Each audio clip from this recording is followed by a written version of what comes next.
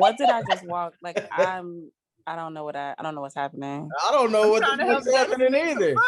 What's happening is they trying to get me to fucking prostitute like I'm on some OnlyFans shit.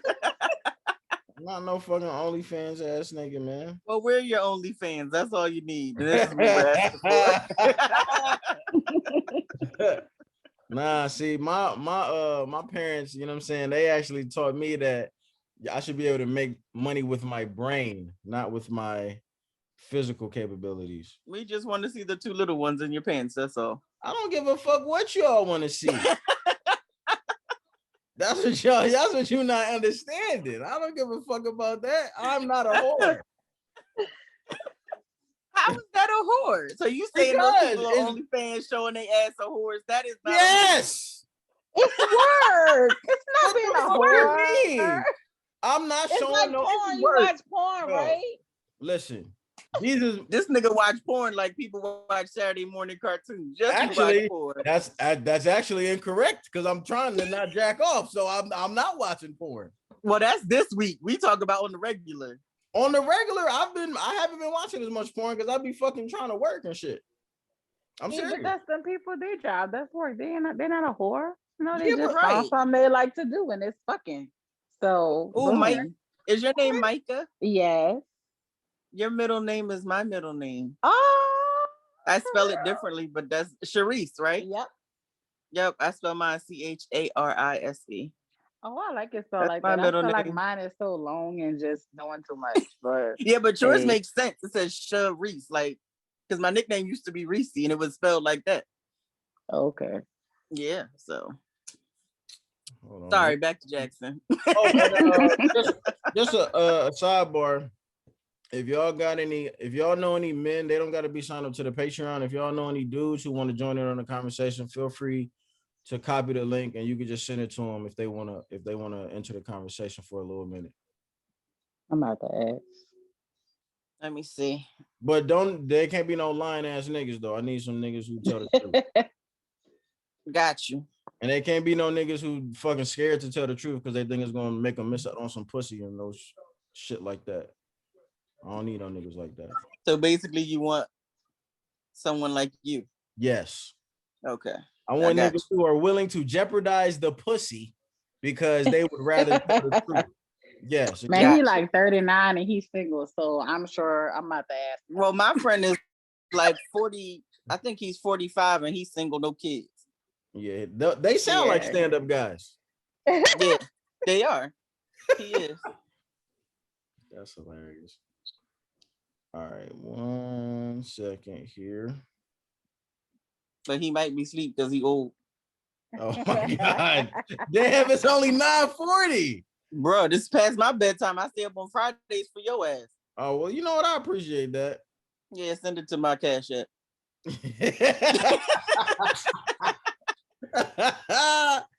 Hey, that's hilarious. Hey, once I get to this 1,000 subscribers, though, I had the money to do it. Shit. All right. I don't have this other dude is here to talk though. He was like, "Hey, Jackson wanted me to talk." I said, "Oh, Jesus." Wait, what? Bruce. Oh, he's here. Why you say this dude though? Because like so fucking disrespectful. Ain't it? Yeah. My damn nerves. Oh my God. That's hilarious, man. All right, let me hop on Instagram real quick for the fucking niggas with no money and shit. All right. I text Erica and asked if she was coming. She ain't text me back though. Who? Penelope. I'm like, who? Don't nobody call it that shit on this motherfucker, man. We be like, Penelope and shit. I don't know. And normally I be asleep, so I be missing them. She usually be on this motherfucker though. She no, I just text her. She going through some shit or taking care of her own shit, so I feel it. Yeah. What's good, big fella? What's up, bro? What's good, man?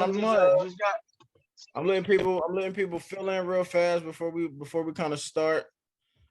Everybody on here talking shit. I see y'all coming in, y'all on time and shit. I respect it. I fuck with it. I appreciate y'all. Yo. What's going on, bro? I don't know. No problem, bro. All right, hold on. Let me set my Instagram shit up now. Hey Jackson. What up?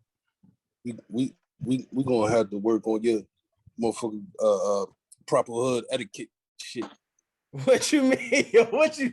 Come on, Van. You know that shit you text earlier, fam. Yo, y'all just taking it out of context. I said, no, he took it out of context. I understood. That's hilarious, yo. We gonna have to show you how to talk, my nigga. Nah, look, listen, I'm trying to change the narrative, man. I'm comfortable in my sexuality. No problem with that, baby. There's no problem with that, yo. Listen, when you start talking about, so, hey, yo, I need people to comment, so if y'all know what these niggas, send them to me. Like, fuck. Yo, listen, we can get you a couple fly cats, you know what I'm saying, to charm in on the shit. But nigga, that motherfucking that nigga sue you, then either that shit can sound left or that shit can sound even lefter. Yeah. We gonna help you out though. He is the epitome of toxic masculinity. Okay, the epitome. He said he's the epitome. If you look up toxic masculinity in the Urban Dictionary, you'll find his picture. Yo, you funny, man. All right, we got a nice amount of people in here, so we can get started. And just do me a favor, because since it is a good amount of people in, if you're not talking, try to put yourself on mute. Like if you know, especially if you know that you got some background noise, but then obviously, you know, whenever you want to chime in, take yourself off mute and just add whatever you want to add. So we can go ahead and get it started, man. What's up? To all the people in the Zoom, what's up to everybody right now on the Instagram? As you can see in my pinned comments, we're talking about why men are so afraid of commitment. And the Zoom link, if you do want to join the conversation, it is in my bio because it is on Patreon. Tuesdays and Friday nights are usually Patreon only, discussion panels or whatever you want to call it. But I will give like the first 10 men who not signed up to the Patreon. If you shoot me a DM, I'll send you the link. I've already given it to 3 people, so I got 7 links left to send out if you want to join. But that's only for the. I ain't even gonna say that's only for the guys, man. Ladies, if you want to join too, you can hop in if you want to get some knowledge or whatever tonight. If you want to get some inside information, some locker room talk, all that kind of good shit. So I guess I'll kind of kick it off. I don't want to speak too much because I feel like on the platform, on the pod, I've kind of spoken about stuff like this like quite a bit. So people might kind of have, be tone deaf to some of the things that I say. But in terms of like why are men so afraid of commitment, obviously that's not everyone. But I did want to just get like, I wanted to start a dialogue or start conversations so for men to give their actual feelings on why maybe they slow walk to relationships or to exclusivity or to commitment or to engagement or to marriage or the whole 9.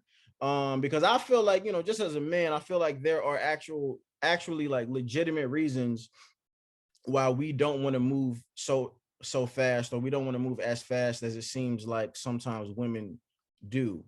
And I just wanted to also preface the conversation with I don't really want for this to be a when a man says, well, I don't want to move too soon because women, I feel like the women that I've dated have done X, Y, and Z. I don't want it to turn into women trying to invalidate what a man is saying. I'm trying to set this conversation up to give women like an inside look at what men really feel in regards to relationship stuff. So just try to keep that in mind. as we are going back and forth, as we are having these conversations, and as we are having a dialogue, I don't want it to really be a competition of who's worse at what. I more so want it to be a conversation between guys and allow the women to kind of gain some knowledge as to what's going through our brains when we meet somebody, like somebody, date somebody, but don't necessarily rush towards the relationship stage. So that's kind of what the purpose of this whole this Zoom is supposed to be about. So let's just try to keep that in mind. So if anybody wants to go first, man, I know I got a couple of married people on here. I got a couple of single people on here. I got a couple of engaged people on here. I got some people who have been married and who's not married anymore.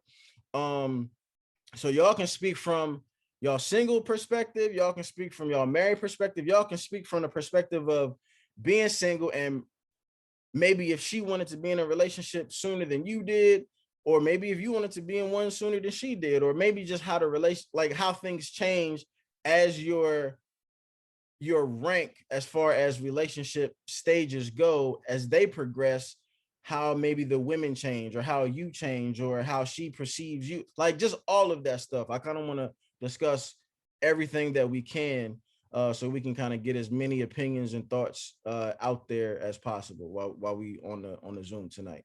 So whoever wants to go first, man, just speak up. I'll go first. It don't matter. Just let everybody know my name is John. I was on your Instagram yesterday.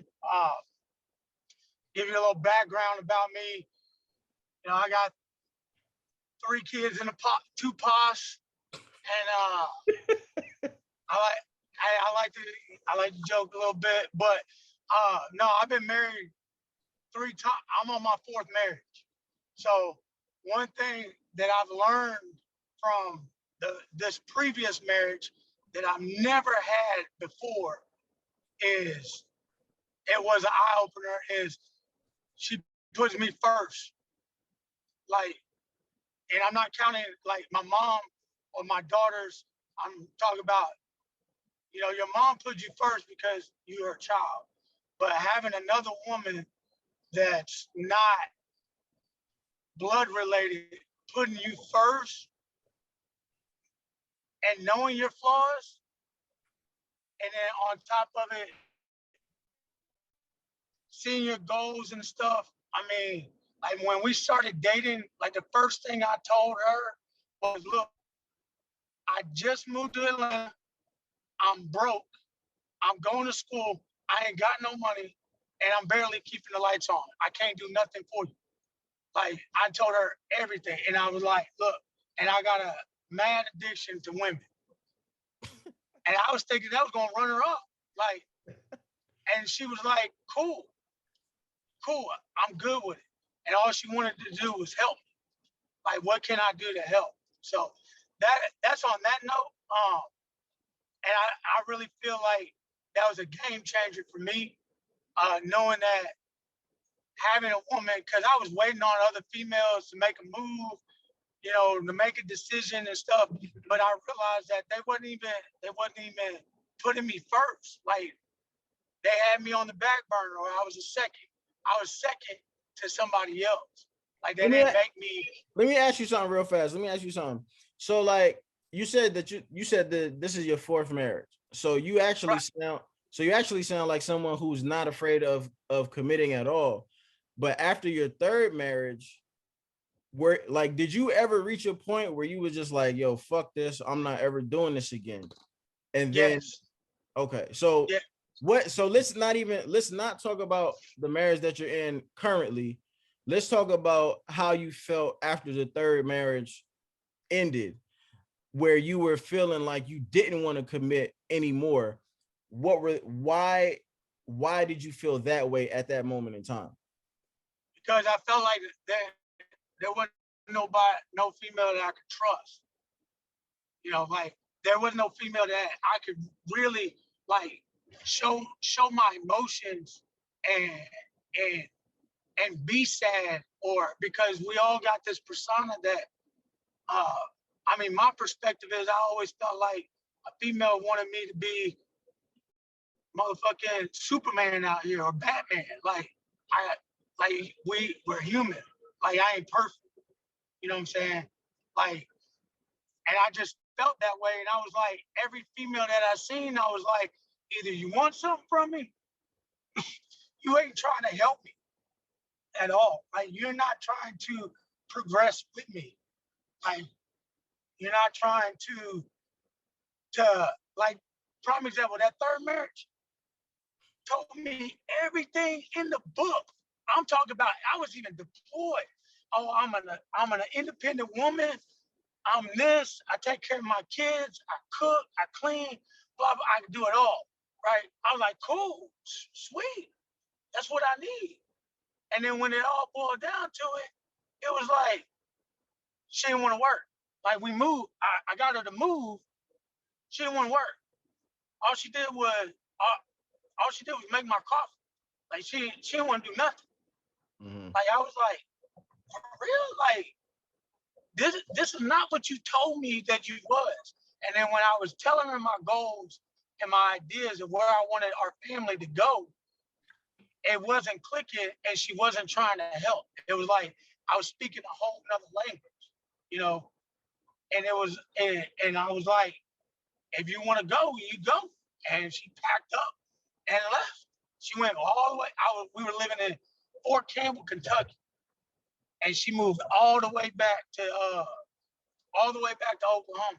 And I was like, damn, you like, if you was gonna put me first, if you said you was my ride or die, why would you even leave? Why not just put your foot down and say, no, we're gonna stick this out together. We're gonna get through this. We're gonna figure it out. You know, and I really think like honestly, like sex, that's a bonus. Like you can write the check on that. But like I was telling you earlier was, bro, that goes away. Like that goes away. Like I don't know if that's gonna go away at 40. I don't know if that's gonna go away at 50, 60, whatever. But eventually that goes away. What else do you bring to the table that we can help each other with? You know what I'm saying?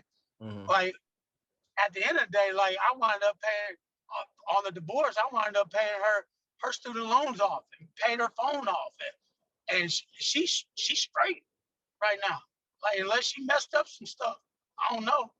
But like my whole thing is like it's gotta be a team effort. You know what I'm saying? If I don't see no team, if I can't see no team, if we can't relate, like on some actions, like I feel like, bro, it is what it is, you know? Like we just out here having fun.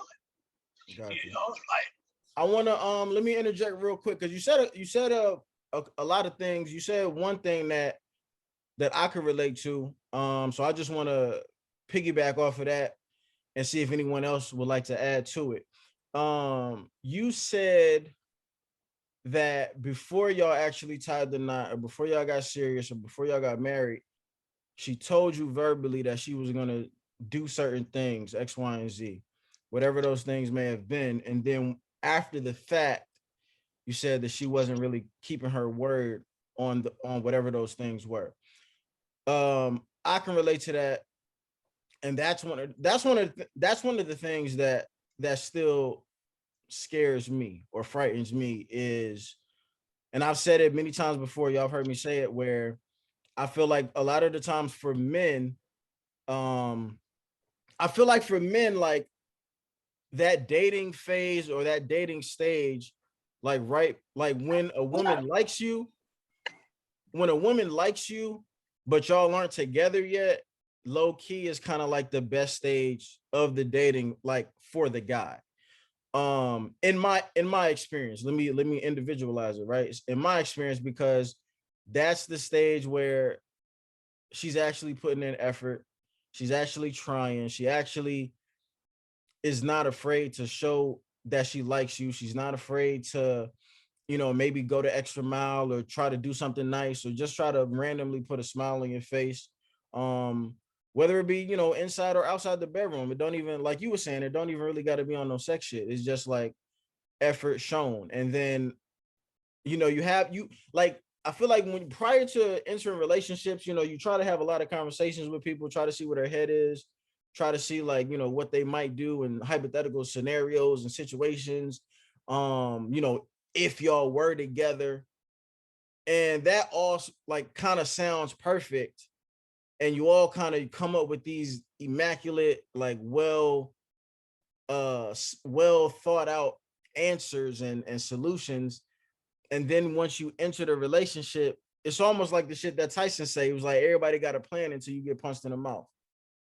And then it's just kind of like, then it's just like you just doing whatever it is that you instinctually usually do.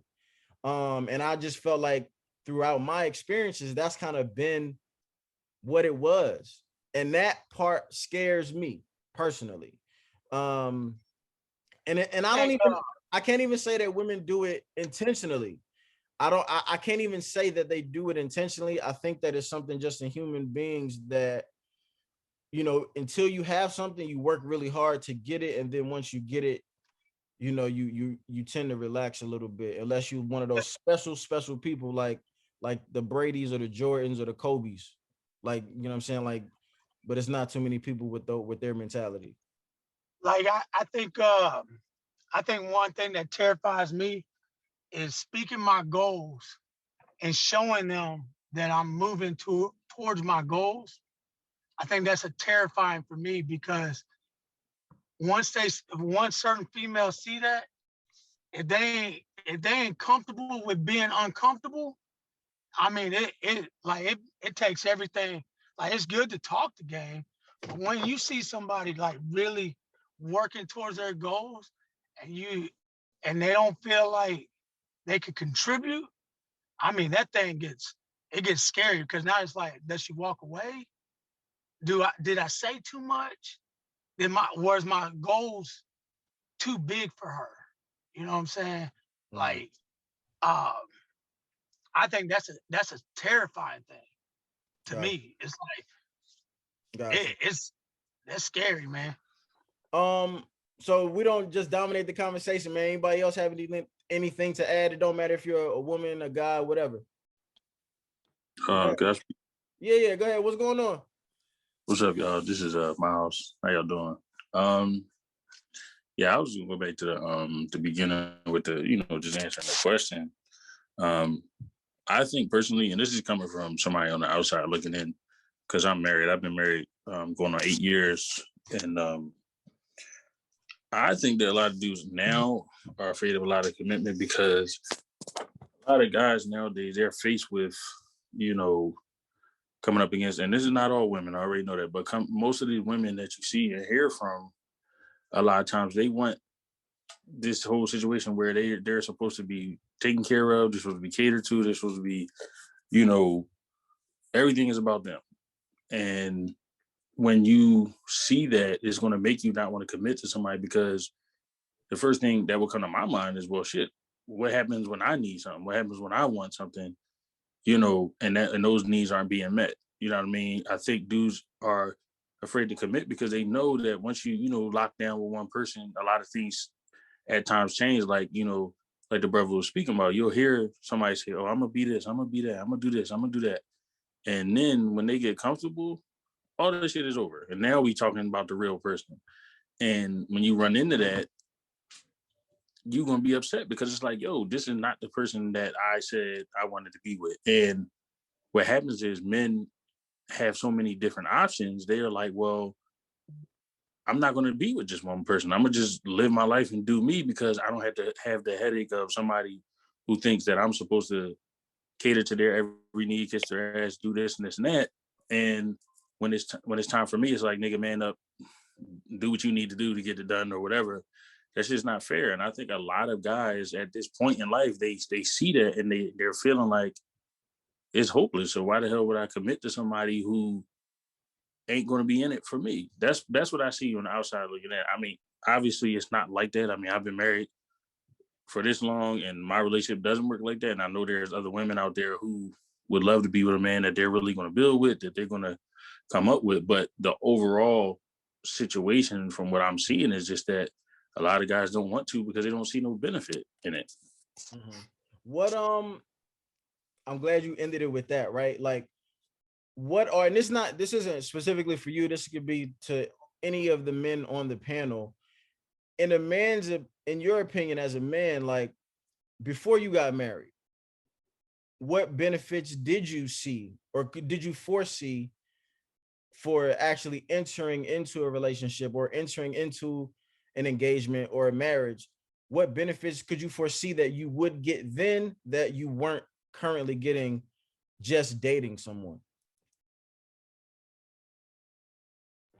I mean, I know me personally, I could say, looking at my wife, she was the type of person where, you know, she was going to be there for me, as a human being, regardless, outside of us even being together. Like, she was somebody that was a friend to me before anything. So I knew that, one of the benefits was that I'm always going to have somebody that I can speak to in a sense where it ain't always got to be husband and wife shit. It can be, you know, this happened and I want to talk to you about this, or something happened and I need to speak to you about that, which opened the lines of communication. So I saw somebody where the benefit for me as a person is that I have somebody that I can really talk to, vibe out with, because that's something that I need as a human being and as a person.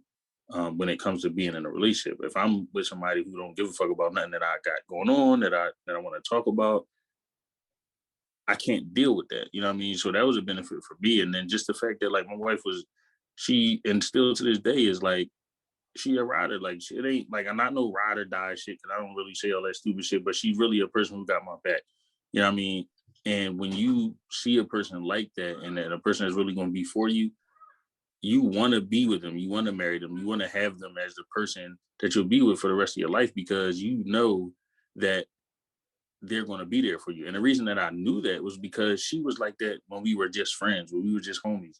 It wasn't just because we were seeing each other, you know what I mean? And it's always been that way for the last, I mean, I met my wife in 2010. So for the last 11 years, she's constantly been that. And when I saw that, I knew that it would be a benefit, just the same way that I benefit her in that realm, you know what I mean? So that was something that I saw that I felt like was a benefit to me, saying, yeah, this is the person I want to spend the rest of my life with. It was a bunch of other stuff, but that was definitely one of the things that stood out to me. If you could speak generally, just being that I see you on Clubhouse. I know you, I mean, you definitely had your podcast, and you just, even though you married, you still are connected like with the times, right? So if you could take yourself out of your marriage for just 1 second, don't fuck nobody, but just take yourself out of it real quick. and, and if you could just kind of like scour like the dating terrain as it is today, what do you think the benefits would be for a man to enter into a relationship as opposed to just being single and dating whoever, having sex with whoever, et cetera, et cetera? I mean, I think it would be the same as what I just spoke about, but it's just a matter of finding that person. When I scour the land,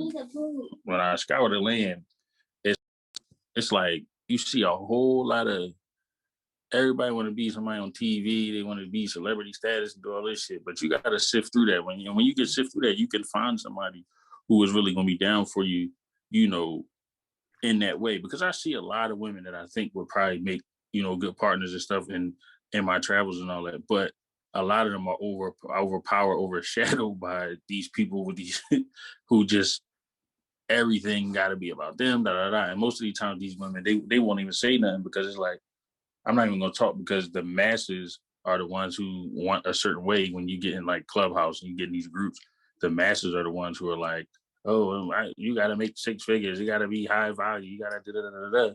They don't even want to say nothing. You know what I mean? But the funny thing is, when you have those conversations, a lot of times you get like DMs and shit, and people are like, look, good shit you was talking, because I feel that way, but I'm not going to say nothing because I don't feel like arguing with these women tonight. Like, so there are little, specks of people out there who I think, would end up making good partners and stuff like that. And I see those type of, I would see those type of benefits with them. But like I said, they get overshadowed by a lot of the bullshit that we are into today. I got you. Anybody else? Y'all got anything to chime in with so far? You all got it. Yeah. And you don't have to be a guy. If I may, Oh yeah. I may, can I speak? Yeah. All right, go ahead, bro. So like, I could just speak for myself. When I'm out here, my family here cooking and everything, but like I can speak for myself, right? So what I know about dating is more women than men on the planet, period. But right now we're in modern times. You understand what I'm saying? In modern times, women got more say so. They can say what they want. They can do what they want. They can choose what they want. They can pick what they want, and they're proud of it. But what you got to understand is, if you're not really doing nothing with yourself, that's usually what a woman want anyway. They want a woman to see a man want to see a man that's doing something, and she can get on his program. If she can't get on your program, she's not gonna mess with you. Just period. You understand what I'm saying? Like my woman is right here. She's like 7 years older than I am. You understand what I'm saying? And she out here doing her thing, but I'm doing my thing too, and she followed me. You understand what I'm saying? But we the thing about relationships is everybody wants the perfect relationship. Monogamy is a new idea. Most men back then had like 6, 7, 8, 9 wives. You feel me? But if you talk about monogamy comes when you got two people who understand each other and can get past the bullshit. Most people, when shit get hard, that's when they want to leave. My woman to tell you right now, if it was a situation where another chick wanted my attention, she's not gonna get jealous. She's gonna find out what the shorty wants. She's gonna find out. Right. She's gonna be like, what you want with my man? And if she don't like what she hear, shorty, you got the road. Right. If you ain't talking business, if you ain't talking money, you know what I'm saying, she here. She was here when I ain't had shit. She here when I got it all. You know what I'm saying? I ain't no perfect man, and she knows she's not a perfect woman, but that's the thing. Ain't nobody perfect for real. Social media don't cloud her judgment. She like, oh, I don't need the 6-figure nigga. I need somebody doing something. 6 figures will come later on. Most dudes don't really get their financial stride. They really don't make the most money until they're about 40, 50 years old anyway. Me personally, I'm 28. My woman is 35. That's what I'm saying. Like, in this situation, I'm seriously considering marriage because we had our ups and downs. We've been together for almost 3 years. You know what I'm saying? But even through all the BS, mind you, she don't know who stepped out on me first. I just did it because I was being petty. Just to let her know, like, all right, we're gonna keep including other people in our relationships. We're gonna do something that matters. Were you ever? I'm sorry to cut you off. I just want to ask a question. Were you ever like? Were you always as? Because you seem like you're very, very comfortable in your commitment, right? Were you always there, or did it take time for you to kind of like grow to that? I'm glad you asked me, because when I started, I was simping. I'm not gonna lie, it was all about her, what she wanted, what you want to do, how you want to do it. You the queen. I'm here to serve the queen. And I'm like, hold up. After a while, it took me a second to step back, like, hold the fuck up. What am I then? I'm over here serving the queen. What the fuck do that make me? Yeah. So it took me a while to be like, hold up, wait a minute, dog. If I know what I'm doing, why am I serving anybody? I'm supposed to be the king around this motherfucker. You can't have a castle without a king.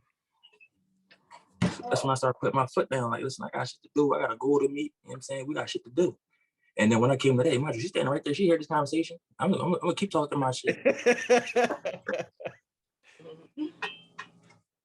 with that being said, like, she understands, like, the program I'm on ain't a bullshit program. So what's wrong with it?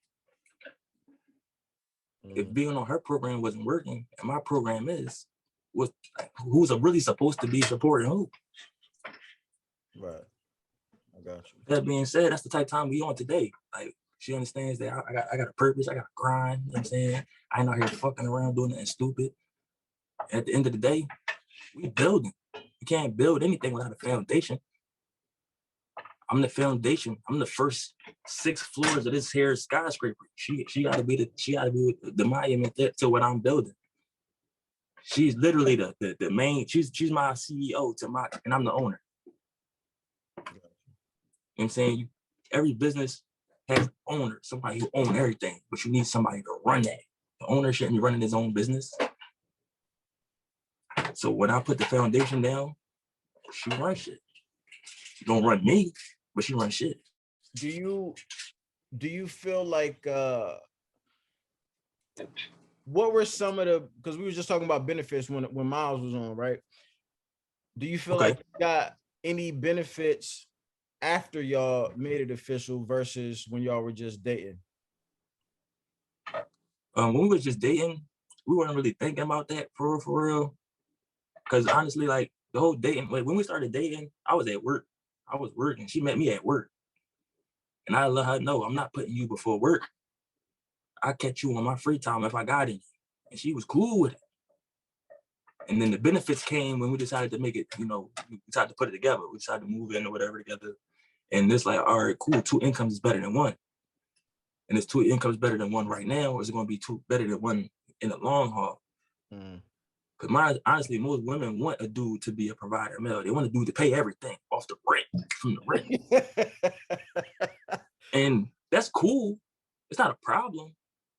But you got to think about our community and the times. Like, we're not making 6 figures automatically. Most dudes don't make 6 figures until they're older. So it's going to have to be a financial, what's the word I'm looking for? Compromise. You know what I'm saying? You making 40K, I'm making 40K, that's 80K. We can afford a house. Upwards until I'm making 80K alone, then I can afford it all. That's the times we're living in right now. You understand what I'm saying? What kind of grace or patience do you feel like women really truly give on that side of it though? Don't have no patience. A lot of what happened? Oh, I'm listening. Because I feel like what you just said, like the math, right? Like 40 plus 40 is 80. But I think the way that our conversations go now, like not you and me, but just in general, it's almost like I don't need to put my 40 in to make it 80. I need you to have 80 so my 40 could just be for me.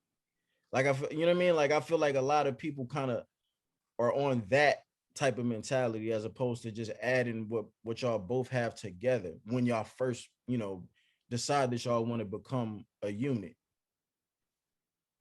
And the thing is, like, what you're saying, it makes perfect sense because most females want to do that already got it. They don't want to do they're trying to get it. You understand what I'm saying? But my thing is, when it comes to value, right? This value plus that value is more value. But you got to start from somewhere. That's why relationships fail, because most females want to do they already have it.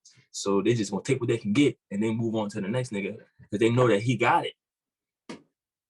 But the thing is, those ladies usually are over opinionated and dudes don't want to keep that around. We can have some fun, we can have sex, but I'm not going to keep you around because you only want me for my resources. You don't know who I am. And that's because we don't know how to date effectively. We don't ask questions. When I met my lady, I made her wait. Usually they say the lady supposed to make the man wait. No, I made her wait. Yeah. Who am I dealing with and what you want from me? Yeah. And when it came to that, she was like, damn, most dudes is just trying to get one thing. I'm like, I need more than that. I'm thinking long term. I got moves to make and I can't have nobody out here embarrassing me. Fuck me embarrassing you. Now, what made you, were you always like, was your mentality always that no matter what woman was in front of you, or was it something specifically about her that made you want to change your mentality and think like that? My mentality always wasn't that. My mentality was, these bitches gonna play me, I'm gonna play them. The very moment a dollar sign was ever brought up in conversation, she was next it immediately. Oh, I gotta pay what? Separate the check. It was a point in time where I would date chicks just so they can watch me eat.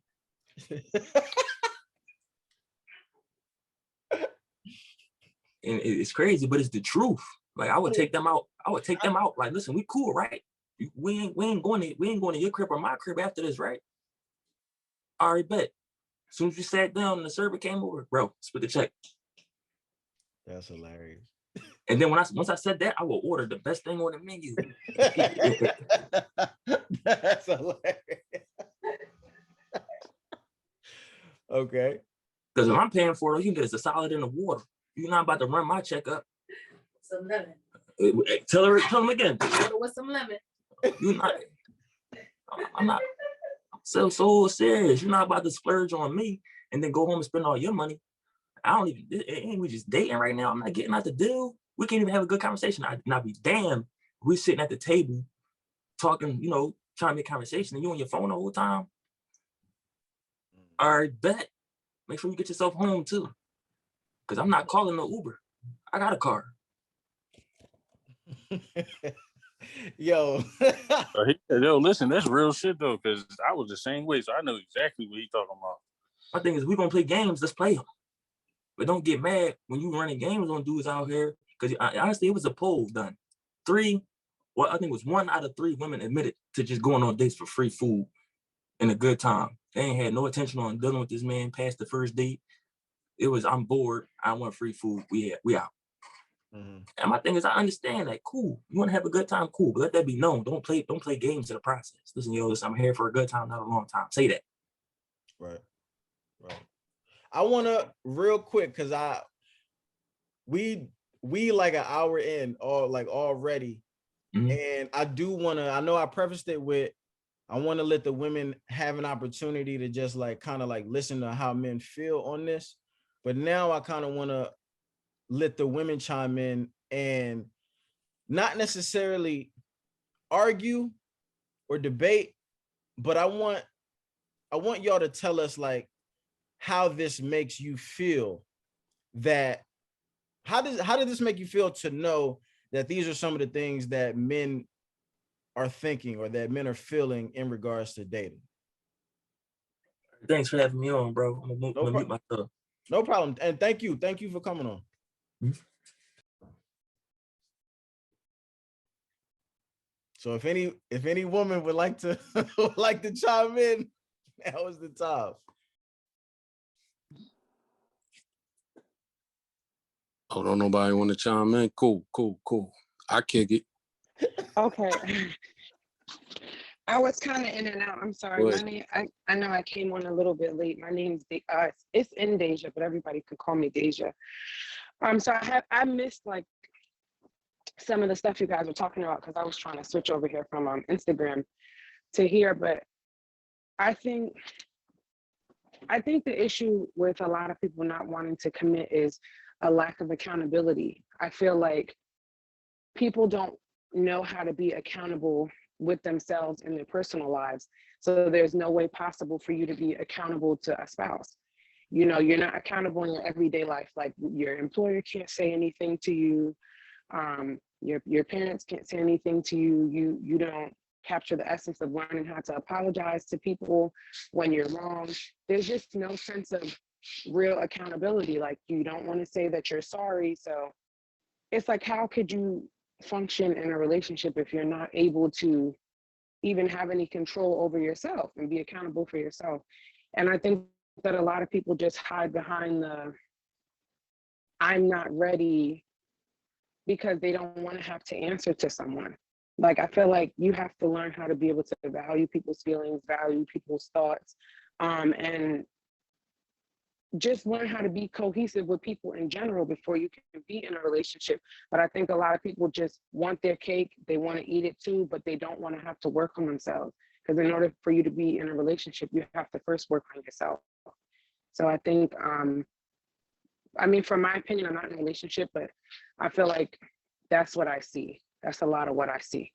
Like if I even take like my dad, for example, like my dad is on his 3rd or his 4th marriage. Now this go around, I feel like the marriage is more successful for him and there's a lot more love and there's a lot more consistency and stability in his life. And I feel like that's because at the place where he is now, when I had a conversation with him, he told me he's able to face the things that he had dealt with growing up, whether it was with his childhood, whether it was with his personal self, and he was able to accept those things.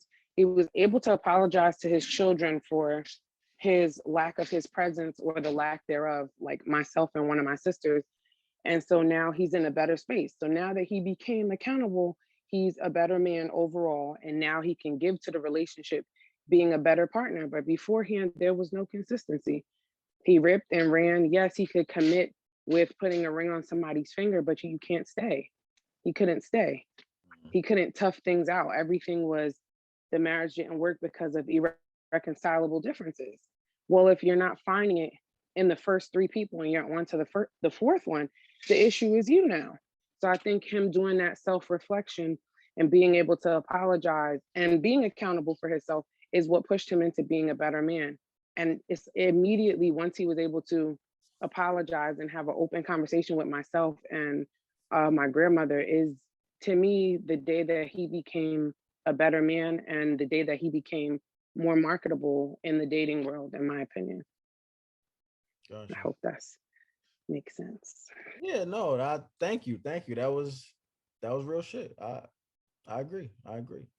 Any other ladies on here have anything else to add to what she was saying, or any other thoughts or opinions or anything?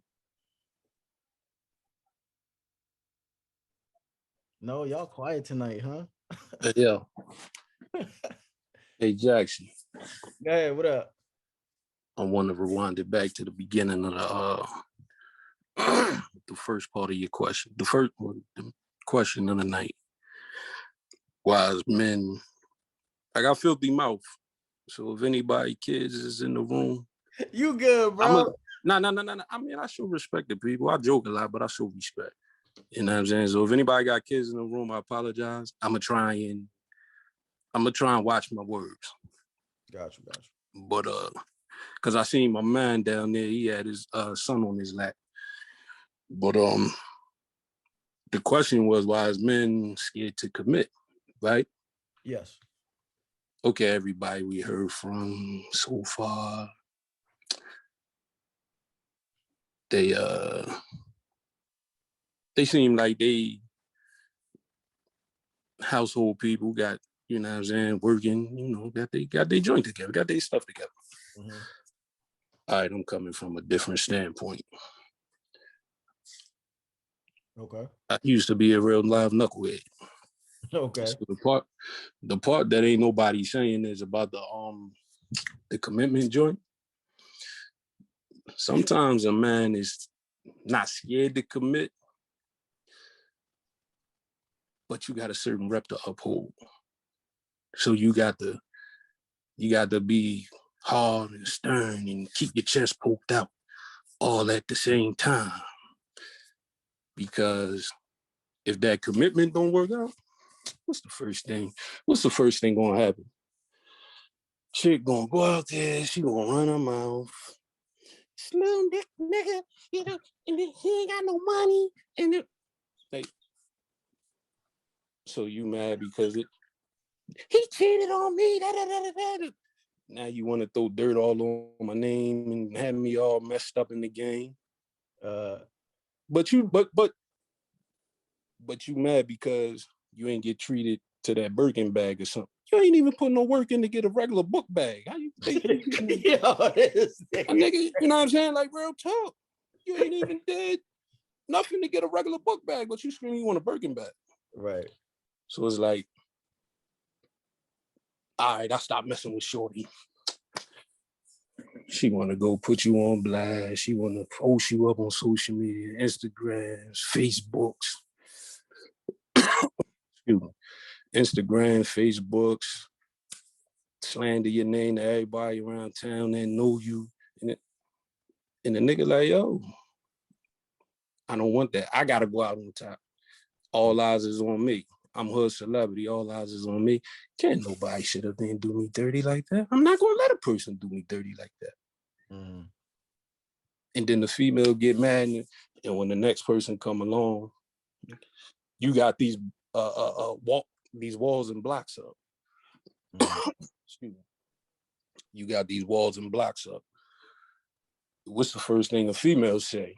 Yo, well, why would you come to this relationship carrying this baggage from the old relationship, this and that? A nigga is wrong for doing that. A nigga wrong for protecting himself. But a female want to be like, when the female bring her baggage to the next relationship, what's the first thing they say?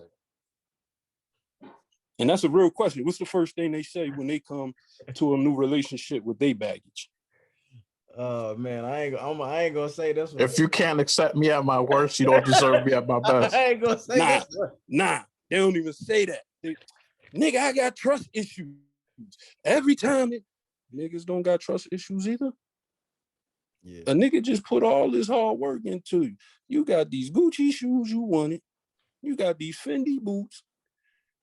You got this Tory Burch bag and all that. And the fuck is you doing? You got, excuse me, I'm sorry.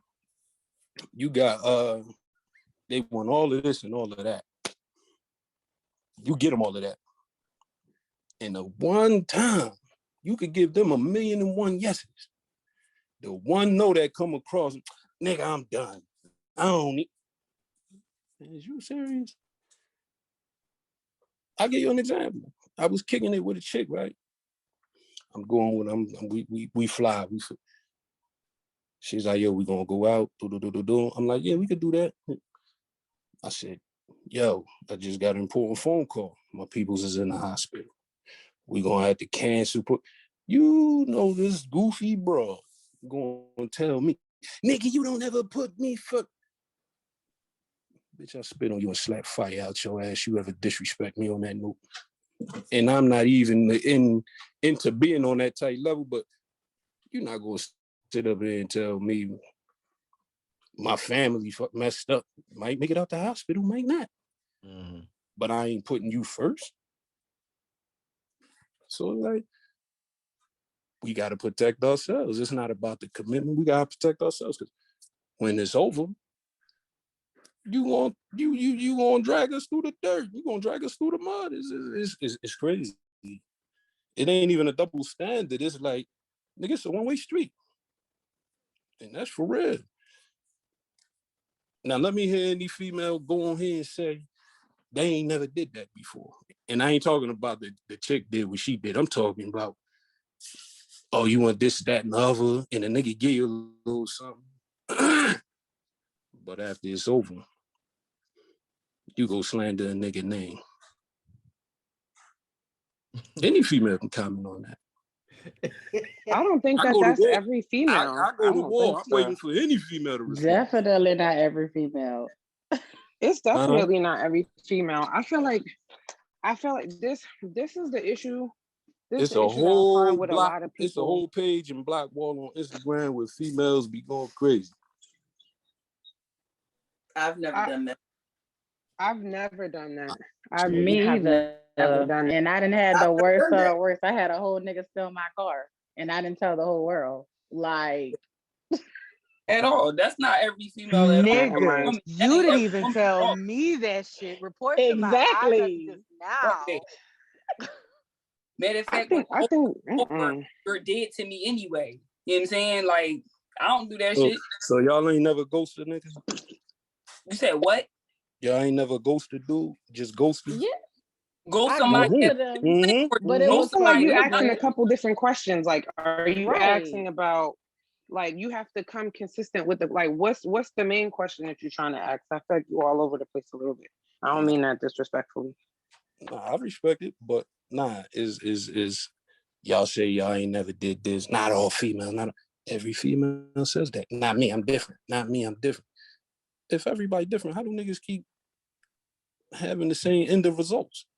Okay, I think if you're comparing a small sample size, get it's mad, not going to be cut possible. a nigga off and talk trash and, oh shoot, I just seen your homegirl Keisha in the mall. You know what I'm saying? Keisha told me this and that. Like, oh, that's what you're doing? You throwing my personal business out there?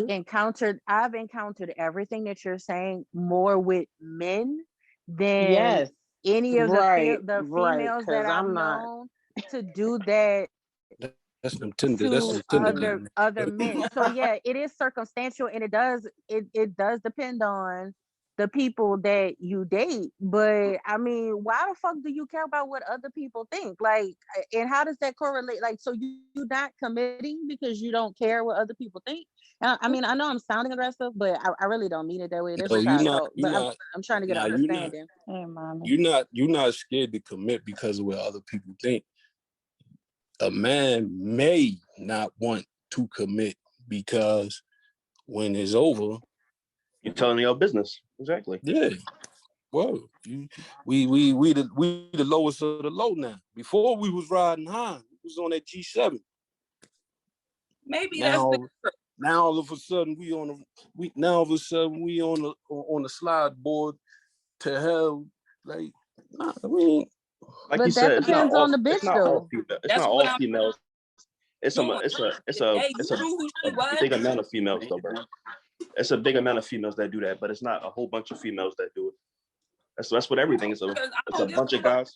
First, a lot of other people don't give a fuck either. When it's over, it's over. I don't got nothing bad to say about you because I don't care about you. What the fuck? Fuck you and all your existence.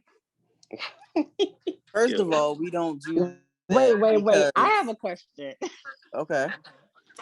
So my thing is, okay, so if you have a female that's like real chill, like y'all vibing, the sex is good, she got her own, she don't ask for much, like, everything is copacetic, like, but you feel like I've had that happen to me where they be like, oh, you were too good for me, so I didn't want to commit to you, but then they go to the next bitch and then go make a baby and have a family, but still will be in my DMs like, this bitch is crazy, like I should have just committed to you. Like, why do y'all do that? Like, make it make sense. Like, I need some, I don't know. Niggas make a mistake every day. Like, honestly, the problem is we don't know how to date, yo. For real. Everybody quick to find out what everybody got, then get in the bed. It's not, we don't know how to really date. You know what I'm saying? When you date, and it's an interview process. You gotta really find out who that person is before you decide to take it to the next level. We ain't scared to date. It's just that I think people just don't know how to be friends. Like most people got heavy opinions and they so I want this, I want that, and I want this, and I want that. They don't take the time out to understand what the person that they want. And are you willing to be that though? Like, it's one thing that's all right, I want a chick that's in shape. I want a chick that's smart. I want a chick that's this. I want a chick that's that. And the chick is like, I want. And usually what she want trumps what he want. And it's like, damn, when are we gonna find some common ground and be what each other want? But I wanna add to that as well. I think that not in all of my experiences, but in a lot of my experiences, what causes us to kind of fail to date correctly or date properly is most of the time it seems like men and women have two different timelines. Excuse me, have two different timelines on and beliefs on like how long it takes to be exclusive or how long it should take to be official versus like how long it takes to actually be friends. Like, those timelines never seem to match up. Because if you ask me, because like you'll hear a lot of people say, men and women, right? I want to be able to get to know you first. I want to be able to I want you to be my friend first. I want to be friends first before we move into something more serious. But usually it takes you a longer time, in my opinion, it takes you a while to actually form a relationship or form a friendship. But usually, like, the time that you need in order to form a friendship is usually longer than the time that a lot of women will stick around before they say that, oh, you playing games, or you bullshitting, or you don't really know what you want, or you want your cake and you want to eat it too, or you're indecisive. Like, I've heard all of these things, like, personally, and like specifically me, I've heard these things. Because typically, like, I move slow towards relationships even before I've had my heart broken. I move slow towards relationships even before I had anything to be jaded about. That was just like the way that I just always moved in terms of relationship shit. And another thing I wanted to add, and I don't know if I'm speaking, I mean, I know I'm speaking personally, but I don't know if this relates to a lot of other men. I actually think that men take relationships very serious, which causes them to move very slow. And I'm not saying that to say that women don't take relationships serious, but from the outside looking in, I think men look at it like, you can't possibly be taking relationships so serious if you're so rapid in your movements to be in one. Like, you know what I mean? Like, for me personally, that's something that would scare me away from commitment if I'm talking to somebody for 6, 7, for like 6 months, or not even 6. Let's not even say 6. Let's say like 3. If I'm talking to somebody for 3 months and she's talking a bunch of serious relationship shit, and in my mind, I'm like, I don't even really know you yet like that. I don't even know you well enough to call you my homie yet. And you talking about a relationship, and to me, like, that don't match, because I don't really want to become friends inside of a relationship. I would rather be friends, then enter a relationship, and then try to become best friends while in the relationship. But I don't know if women really move like that. It does, like, from some of the situations that I've been in, it doesn't feel like women move like that. And y'all can respond to that. I'm okay with like being friends and then moving into a relationship or whatever. But then there's some instances where like men are like mess with you or whatever for like a couple of years and have you thinking like it's turning into something. And then he's like, oh well, I don't want this. But then he go mess with other bitches and get his heart broken. But then he put you in like the bestie zone. And it's like, nigga, like what you need is clearly right here. And you know that. But I don't know. Why y'all do that too? Like, I'm really here to like really get some insight because y'all confuse me as a species. Like, what's the best? What you mean by the bestie zone, though? Because to me, it sounds like, what that sounds like is like the friend zone, but you know that you in it, but then you choose to kind of remain there. Like we literally, all right, I'm gonna give you an example. We messed for like 2 years, and then it stopped because he was like, I don't even remember what he said exactly, but we stopped, and then I went my way, he went his way, and then we got back, but then he just was like, oh, we like besties, and I was like, besties, and then I just like kind of got over him, like as we went our own separate ways or whatever.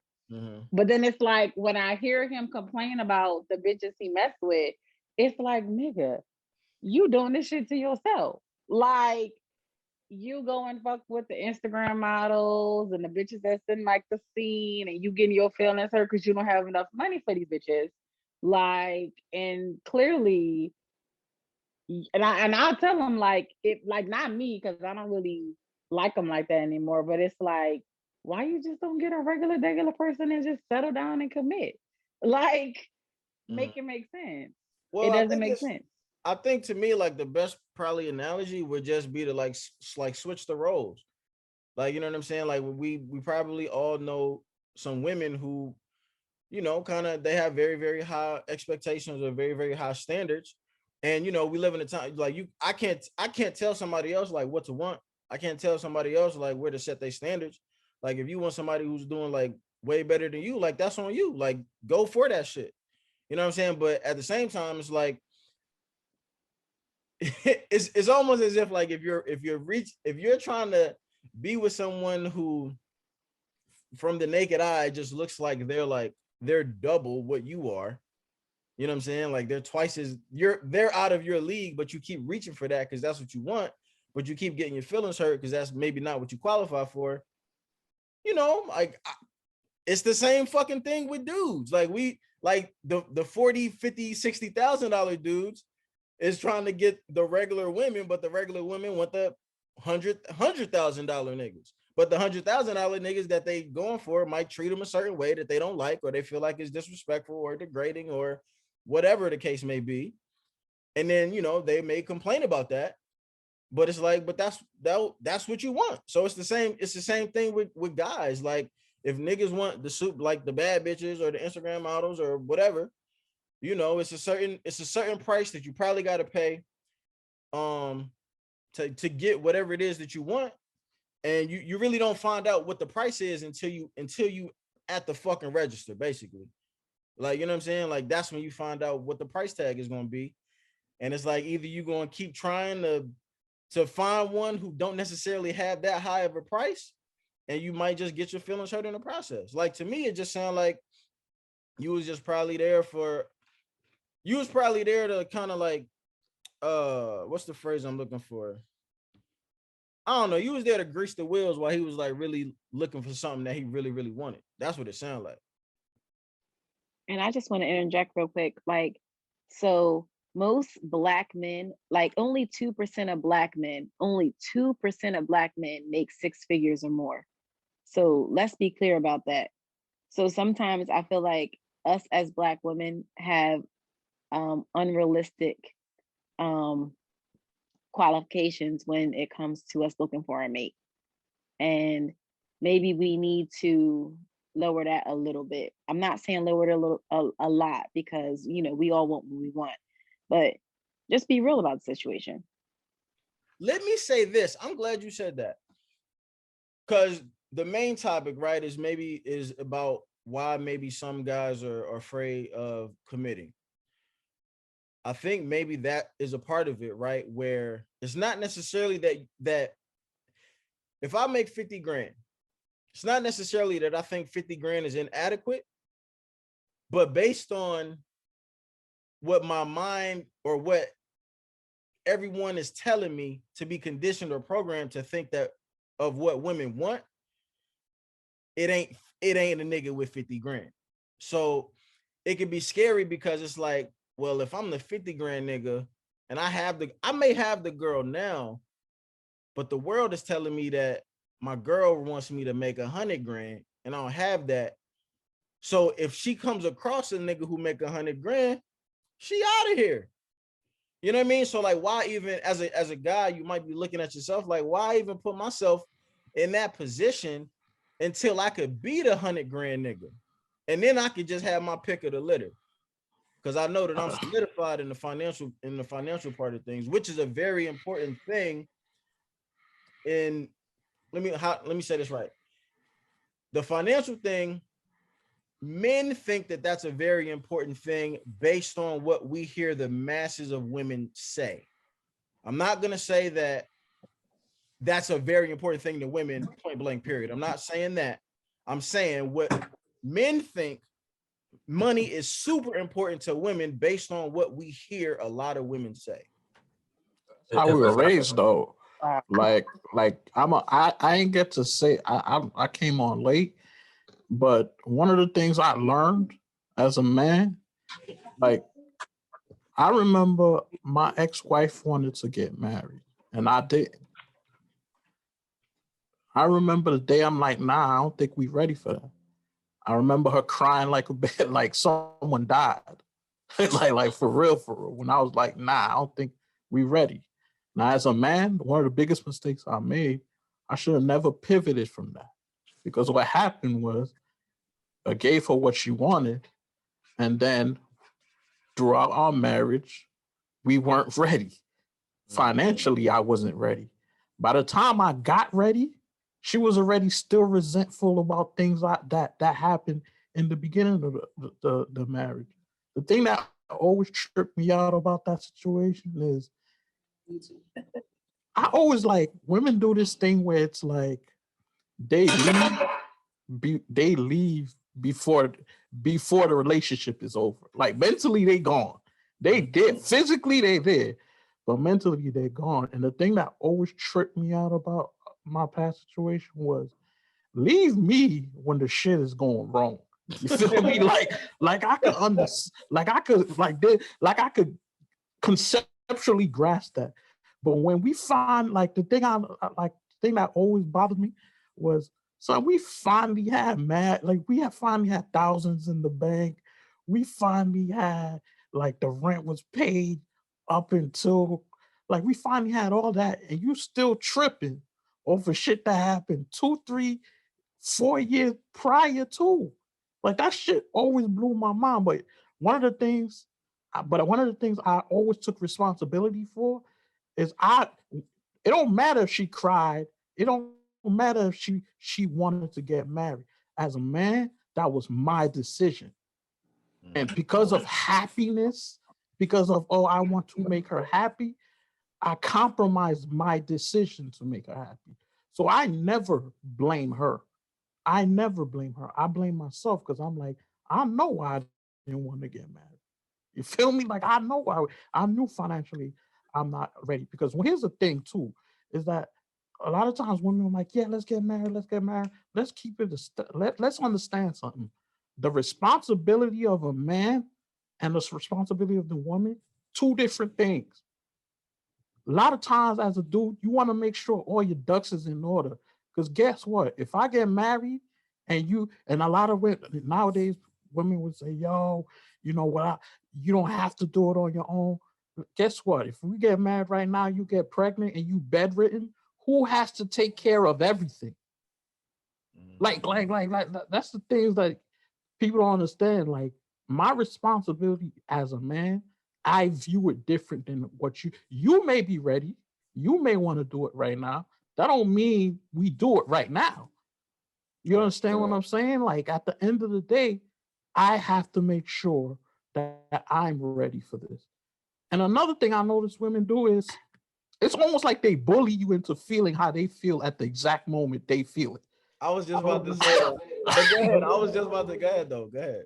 Yeah, I'm on that same point. Like we bully men into feeling the same way we want to feel at that same moment. And it's not fair because men will be focused sometimes. I don't mean to cut you off, but sometimes men will be focused on their grind, trying to get their paper, like they're trying to get to a certain point.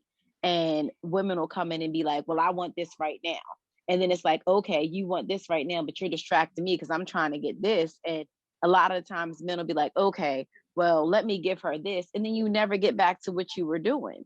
So sometimes as women, I feel like sometimes we got to fall back too, because when you see your dude or the person you're dealing with or whatever have you is on their grind, let them be on their grind because it's going to pay off for you in the long run if that's what you want. You can't expect them to be ready right then and there because, you know, you can, everything in life takes work, right? Getting up to go to work takes work. Going to the gym every day takes work.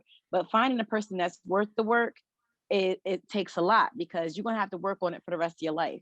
So be mindful of what you trying to invest your life in because it's going to be for the rest of your life. If that's what you want is marriage at the end of the day. I'm sorry, continue. I'm done. Nah, I absolutely agree with what you're saying. It's like one of the biggest lessons I've learned from my marriage and is as a man, I'm on my own time. I'm not on your time of happiness. I'm not on I'm on my time. Because guess what? If I prioritize your happiness and then I'm not ready by the time we get together and you're going to leave. If I'm not, and I've experienced it. You know what I mean? Like I legitimately experienced it.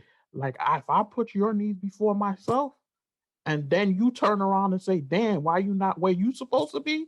Like, come on, bro. like you like, and that's the thing too. I take responsibility for But that. that's the thing though. Like a man's purpose should be first anyway. Like his thing, the woman gonna follow. Absolutely, I agree with you. But this is the 38-year-old Victor that understand that. The 24, you know what I mean? Like the 24-year-old Victor is like, oh man, I love her. I'm gonna put her. Nah, bro. I know you guys seen that meme. You saw what happened when you put a woman first, man. Jaheim was looking wild crazy, bro. like you know what I mean? Like you gotta fulfill your purpose. You understand what I'm saying? Because at the end of the day, when you fulfill your purpose as a man, it helps both of y'all. You know what I mean? Like it helps both of y'all. I think the tough part about that, like to be completely honest and transparent, is when you as a man, right? It's so many facets of life where we feel like we can't be soft, we can't be vulnerable, we can't be emotional until Not we in the beginning. until Not in we the meet beginning. but until we meet that woman, right? Until we meet that woman, then you kind of feel like this is your soft spot. This is who you can be soft around. This is who you can be vulnerable around. So you get to a point, and that can happen before the relationship happens, right? So what tends to happen, or at least let me speak again personally, what tends to happen is once you find out that you like that person, you you start compromising because you do want her to be happy. You do want her to be in her best state of mind, because nobody wants a woman who is an angry fucking woman. You know what I'm saying? And so you do like end up sometimes bending on some of your routines. Like for me, like if I'm a nigga who go to the gym every day, no ifs, ands, or buts, but somebody that I really, really fuck with, somebody that I like wants me to come over during my gym time, it might be some weeks I might skip Friday. You know what I'm saying? But like, you doing that because you don't want to upset them, you don't want to make them mad. But like Vic said, like I'm hurting myself. Like now I'm gradually falling out of shape, getting fat, getting winded, whatever. And this is the crazy part, because you said this again too, Vic, right? What'll happen months, maybe years down the road, she'll be unattracted to you. She won't be attracted to you because you're getting fat. I'm getting fat because I've been skipping fucking Fridays. Well, can she run can she run a mile in 9 minutes? I'm just asking.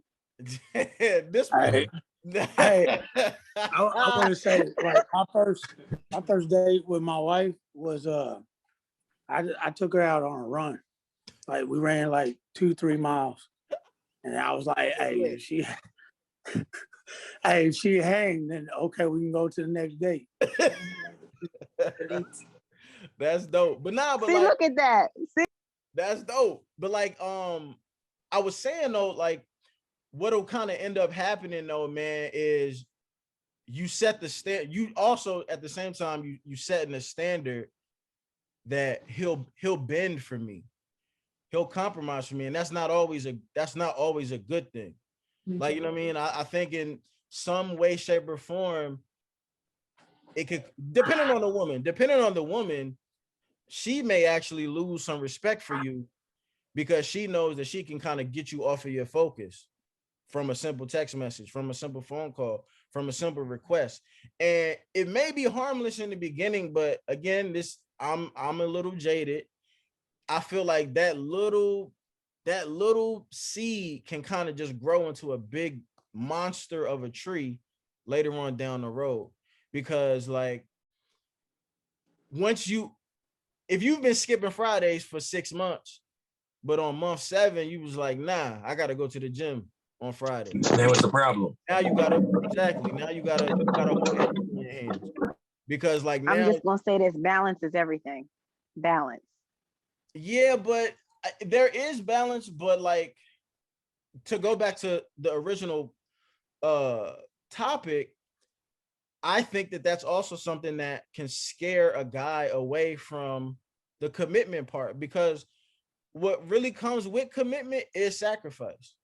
Yep. Like, you know what I'm saying? If I'm living the way that I'm living, and I got my routines as a single person who I don't really have to answer to anyone, I don't have to represent anyone while I'm out without them, I don't have to do any of those things. Like, I could follow my routines to a T and nobody can say anything about it. You know what I'm saying? And that could be leading me honestly on the path to greatness. You know what I'm saying? But like, when I make a commitment to another person, without even knowing what the sacrifices are, I'm signing up to make some kind of sacrifices. You know what I mean? Because I can't continue to devote 100% of my time to what I'm doing as a single person if I have another person enter my life.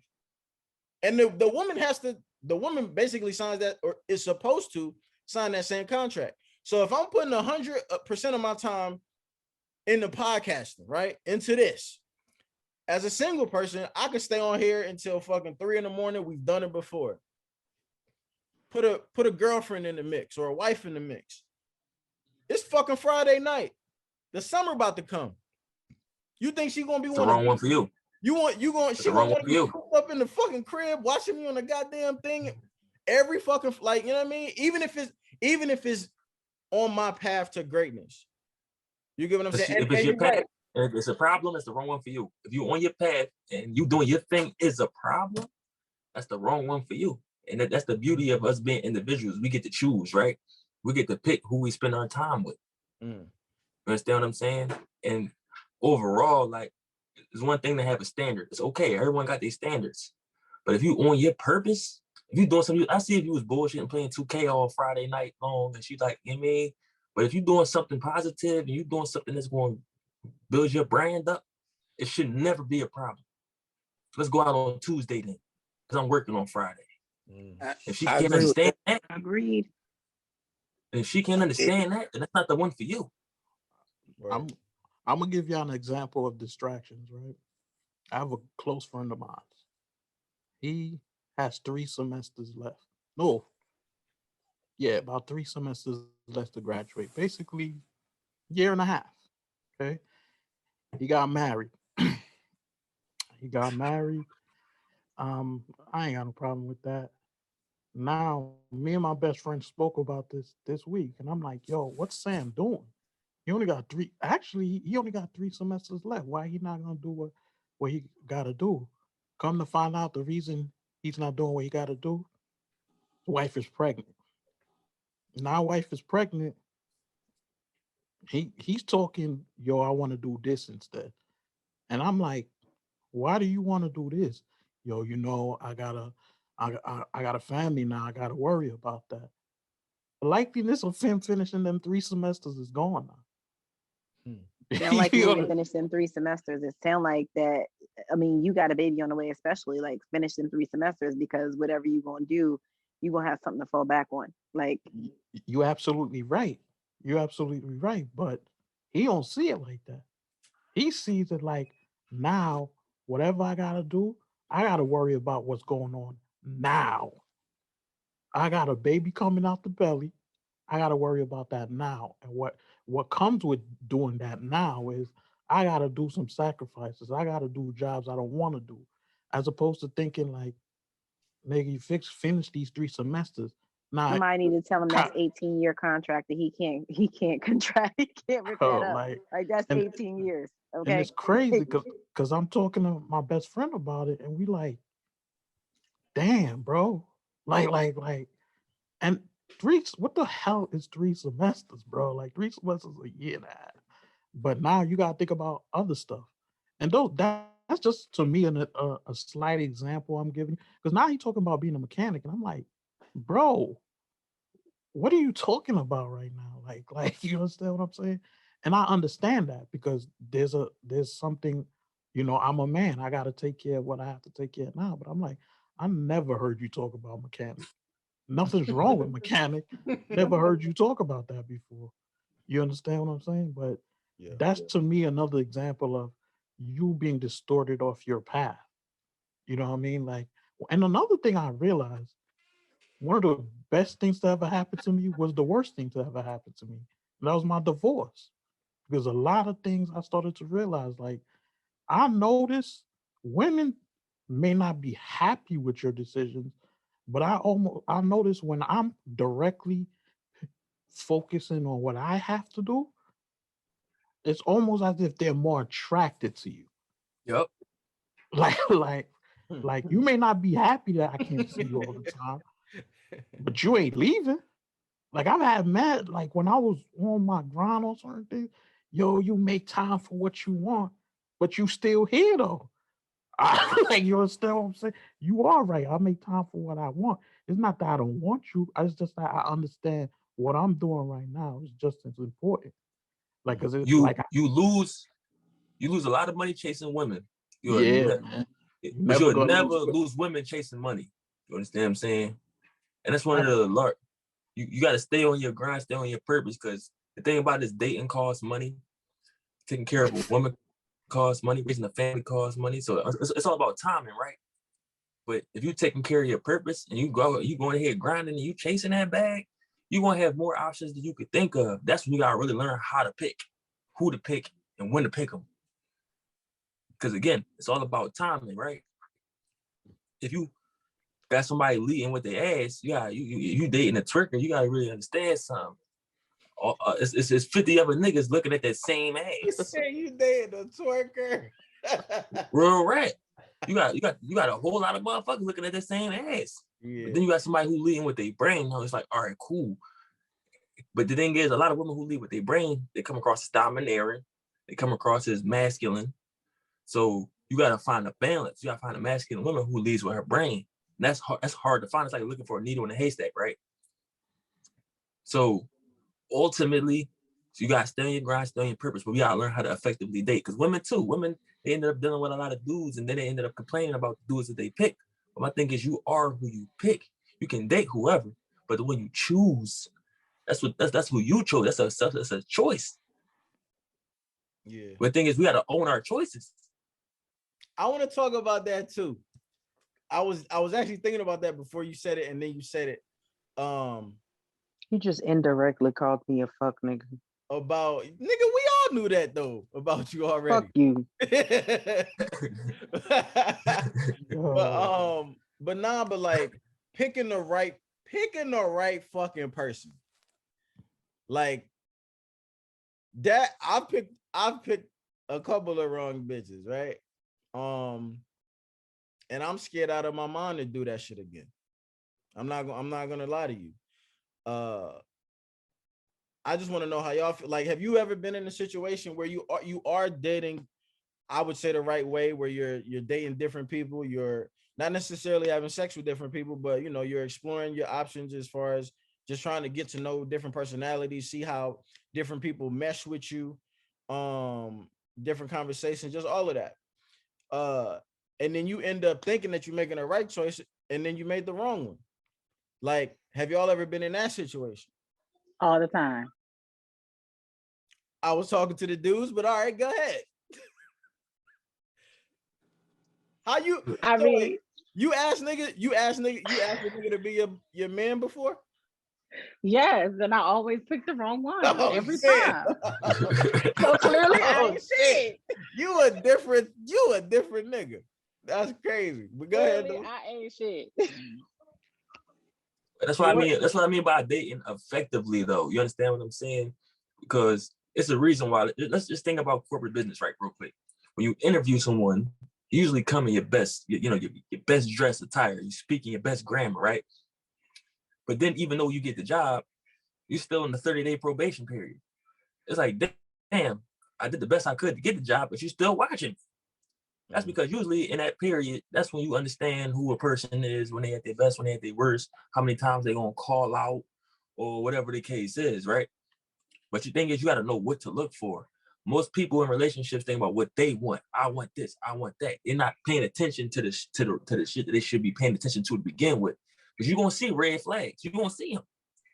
I agree. I feel like we overlook them and be like, oh, this workable. Like, I could work with this. Like, it's not that bad. And then in the end, it really be really fucking toe up. Yeah, like.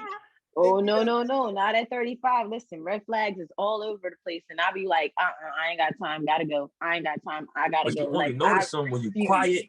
You only notice red flags when you're quiet. You sit back, you're patient, and you're like, okay, let me see what's really going on. But you got to know what questions to ask and how to effectively listen too. We can't be so selfish. Or you can just pay attention and not be so in a rush to get into a relationship. You can just pay attention and not be so rushed in a rush to get into a relationship, because I know for myself, like, I know I want my next relationship to be my last relationship. So I pay attention to everything. And like I said before, everything in life takes work. If I know I can't deal with that, and I know me, you know you, everybody knows themselves, right? Especially the older you get to know yourself a lot more. If I know I can't deal with that, oh, I'm falling all the way back because it's not worth my time. Anything that's going to work, like, it doesn't have to be forced. It don't have to be forced. And I feel like sometimes people stay in things longer than they should. They know it's not going to work because they don't pay attention to the red flags, because some people is looking more at status than what it's going to be worth in the end. And those are the relationships that when you want to, let's say it's a 3-year relationship and you're ignoring red flags. You've been in that relationship for 1 year, but you've been breaking up for 2. Right. You're trying to find out how to get out of a bad situation. The first one should have And been the I feel last like one. people get complacent too when they be in relationships too. Like, I know so many people. But most relationships are like, born in situationships. You understand what I'm saying? You used to being going out with this one person and having a good time, but when the shit hit the fan and reality set in, you're like, I can't deal with this forever. Right, and forever is a long time. So listen, if you can't, then you might as well walk. That's how I feel. I mean, yeah, now that I'm 30, I don't even want to be bothered. Because I mean, like, I know. Exactly. that three anything mark at the end of that, it's just like, Yeah. listen, let me tell you something. I'm okay with being by myself. Peace comes from within, and I promise you, ain't nobody disturbing that. I promise. I agree. Like, I'm at that point now, but then I see like other people in relationships, and I be like, fuck that. I ain't Listen, And never they man, not I doing happy. that. wouldn't Listen, do I've that, lost man. I friends. go. Like, I go to one of my friends' house, and the way that her husband talks to her, and she's like, every time he says something, you get up and leave. I'm like, listen, because I ain't my relationship, and I ain't gotta deal with it. I'm going home to my peace. I promise you, I'm out. Exactly. How much margin for error do y'all leave for the fact that some shit is just not gonna work out? You mean because you said something that I hear a lot of people say, where you said my next relationship is gonna be my last, but you really honestly you don't fucking know that. Like, you know what I'm saying? Like, you She really says she wants. I don't think she's saying. Okay, well, my No, bad. she said she wants it to be her last. Okay, Yeah. my mistake. You want it to be a last. That's fair. But I still ask the same question of like, how much room do you, and not you specifically, just everyone, like how much room do y'all really leave just for the space that, like, you know what I'm saying? Like, dating is that 99% of your shit is not gonna work. Like, do y'all really go into it like really knowing that no matter what your age is? Because like I think men kind of like go into it. I just think men, you know, boys, as we grow to be men, man, we just take so many L's. Not saying that y'all don't, but we just take so many L's in terms of like rejection or failing or getting embarrassed or humiliated or whatever. I think you get to a point where it's just like, yo, man, this shit, this shit might work. It might be great now, but there's always a possibility that I'm gonna fall flat on my face with this shit. She might suck another nigga dick. She might fuck somebody else. She might divorce me. She might, like, that's just part of it. Like, you know what I'm saying? Like, there's like a 5-10% space that we leave that says, yo, sometimes you just pick the wrong woman and she just gonna do some fucked up shit and this ain't gonna work. But you know what? I'm gonna fucking try anyway, knowing that this may not work, but I'm gonna go anyway. Fuck it. Like, do y'all as women, like, is that something that is even takes up space in your brain? Or is like when you Definitely. It definitely takes up space because you kind of, it's like preparing for the worst, but still hoping for the best. And it's like you really, like, everybody has their doubts about everything, you know. And one thing that does happen is that people change, and sometimes you outgrow people. Like, for me, there were a lot of red flags that I started seeing in year 2 and year 3 that I didn't see in year 1. So, and for me personally, it really just depends on where I'm at mentally as far as what I could take and what I could go through. Because I can tell you right now, I done been through the fucking ringer. I done put niggas through the fucking ringer too. And just me staying or leaving really just, it really just depended on where I was at and just how I was feeling. One thing that a friend told me a very long time ago in my 20s, she was like, you know, at the end of the day, you know when you're done. Can't nobody else tell you when to be done. It's just, you'll feel it. Like, you'll just feel at peace. It's like when you get fired from a job, but the job was stressing you the fuck out anyway. And yeah, like, you know, like, for real, like, you get fired from that fucking job, but they were stressing you the fuck out. You ain't like your coworkers. You couldn't fucking sleep. You dreaded walking into that bitch. So when they let you go, you be like, huh, you know what? That ain't that bad. Like, okay. You know, and it's the same thing. Like, when you're ready to walk away from a situation, you do that. But when you're not ready, you kind of ride the fence or whatever. There's, you know, there's room for so many different things to happen. And that's how people continue to go down the toxic cycles. I think that we can outgrow people. We need breaks from people. And then I also think that sometimes separation makes the heart grow fonder. Like, sometimes that you have to walk away from a situation because you can't do it all by yourself. Like some people have to do what the fuck they do. And some people are able to do that and come back at a later time and make the shit work. And some people I can't. agree. Like, some people can't do that. I've watched, like I've known so many women that just stay in fucked up situations that just didn't make sense. Like me, for example, I don't know why the fuck I stayed with my baby daddy as long as I did. Like I have absolutely no clue. Up until 6 months ago, me and a nigga still ain't get along. He had me blocked. But I stayed because it was familiar, and that was comfortable. Was it making me happy? No. Was I out here doing other niggas? Yes. Did I want to be done? Low key, yes. But I just stayed because it was safe. And And that until nigga gonna stay with some dick now. Look, I was exploring other options while I was still involved, and it's fucked up. You know what I'm saying? And honestly, I would have never left Louisiana. I had lost my job, and that nigga, that nigga don't have no fucking boundaries. Like if he will fucking go and just go through all your cabinets, the kitchen, like he just be looking for shit. And that nigga found a notebook and found a letter that I had wrote to this nigga. I had wrote a draft of the letter and then I rewrote the shit to the nigga. Mind you, I Yo, people still doing 4-page letters? Like, yeah, like what year was this? Micah, what I feel year like was this it when was all that like shit happened with Cassell? 2012, 2013, maybe. It had to be 2013 because I moved in Atlanta Yeah. so 2013. Yeah. And that nigga, I wrote this letter to this other nigga that I grew up with. And I don't think I was just venting, like just writing down my thoughts. And that nigga read it. And that nigga got so mad. Mind you, this bitch cheated with multiple fucking women. This nigga fucking had a whole baby on me. Like all this shit. But he could not take that. And he was just like, you fucked a married nigga?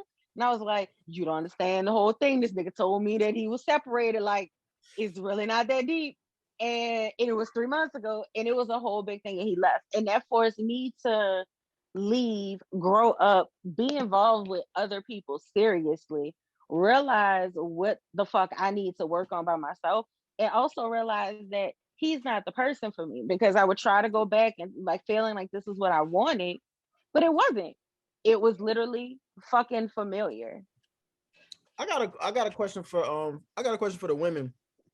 How does it feel when you're dating a guy and it's established, like he's not a liar, it's established that y'all are just dating, and you either, I don't know if I want to say you either know that he's dating other people or talking to other people, like whether you are or you're not, like what goes through your mind as a woman when you're talking to a guy, you like a guy, dating a guy, you might even be having sex with the guy, but you know that y'all are just dating, like y'all not exclusive, y'all not official, y'all not nothing. Like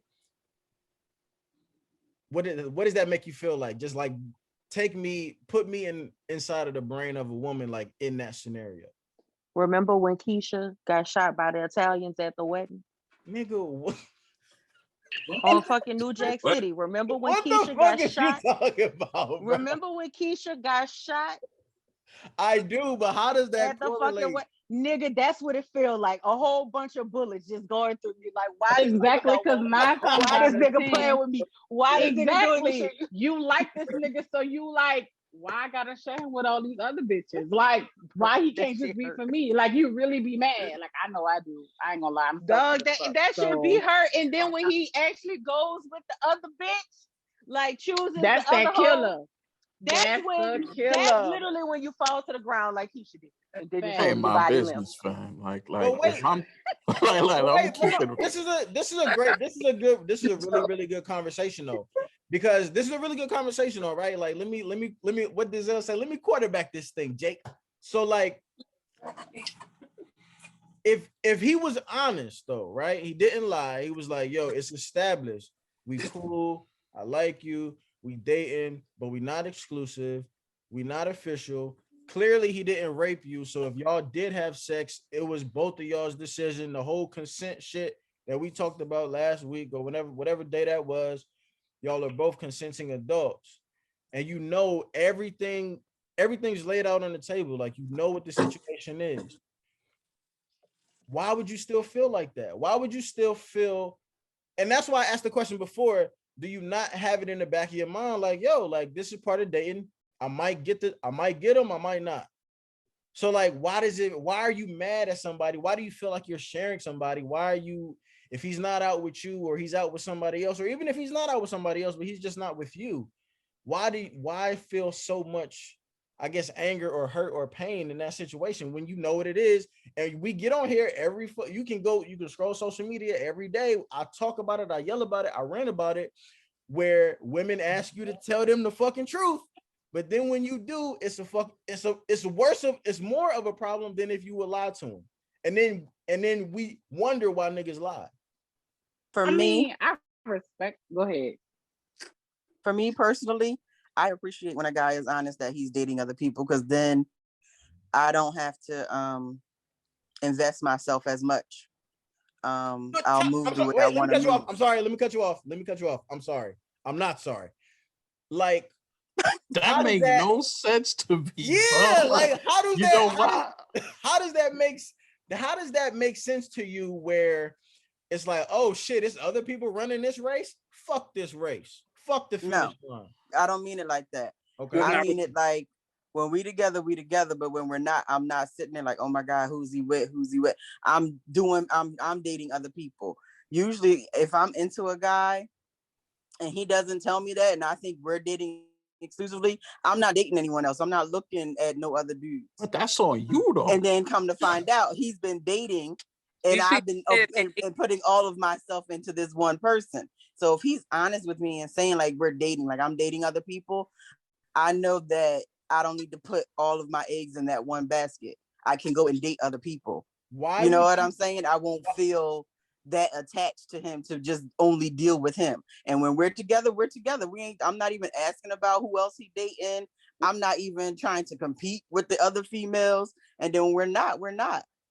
But if I think we're dating exclusively, I'm all into him. And then if he now say, oh, well, I'm going out with this person, I'm like, well, wait a minute. I thought it was me and you. You ain't say that though. Like, there ain't no way you become exclusive with someone without saying we exclusive. That's number one. Number two. But sometimes you can think that you're dating just that one person though. You know what I'm saying? Like, it's not like we're exclusive, but he, like, whenever I call, you answer the phone. Whenever I'm like, hey, let's do this, we do it. Like, there's no, oh, I can't do it this time. It's no like, he gives you all his time. So you think it's just you and him. You know what's so funny about dating, bro? Like, I remember someone someone asked me, when's the last time you messed with someone? I was like, Tuesday. You feel me? And I said that on purpose because you can't possibly think I'm coming to you right now with nobody. Like, you think I came to you prepared for just to exclusively be with you? But that's very nice of you. You know how many dudes you like, when's the last time you went on date? Oh no, I ain't dealing with nobody. I'm only talking to you. Like, dudes that's lie, because sweetheart. Dudes lie because of what you dudes lie because of what you just said. Because what you just said was, but that's what I'm saying though. Why do y'all want us to like compete and give all of ourselves to you when you're men able compete to for you though? You understand what I'm saying? That's what's interesting. Men compete with you because when I go speak to someone, I never assume that they don't have nobody. I don't assume that she's prepared for me only. Like like you understand what I'm saying? Like, there's no way I go talk to a chick and think I'm the only one. Like, she was waiting for me. You understand what I'm saying? Men compete too.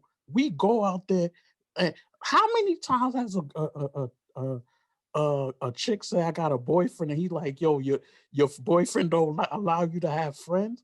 Like that never go out of like you understand what I'm saying? Like we understand that. My philosophy when it comes to dating is I know like the last person I dated, right?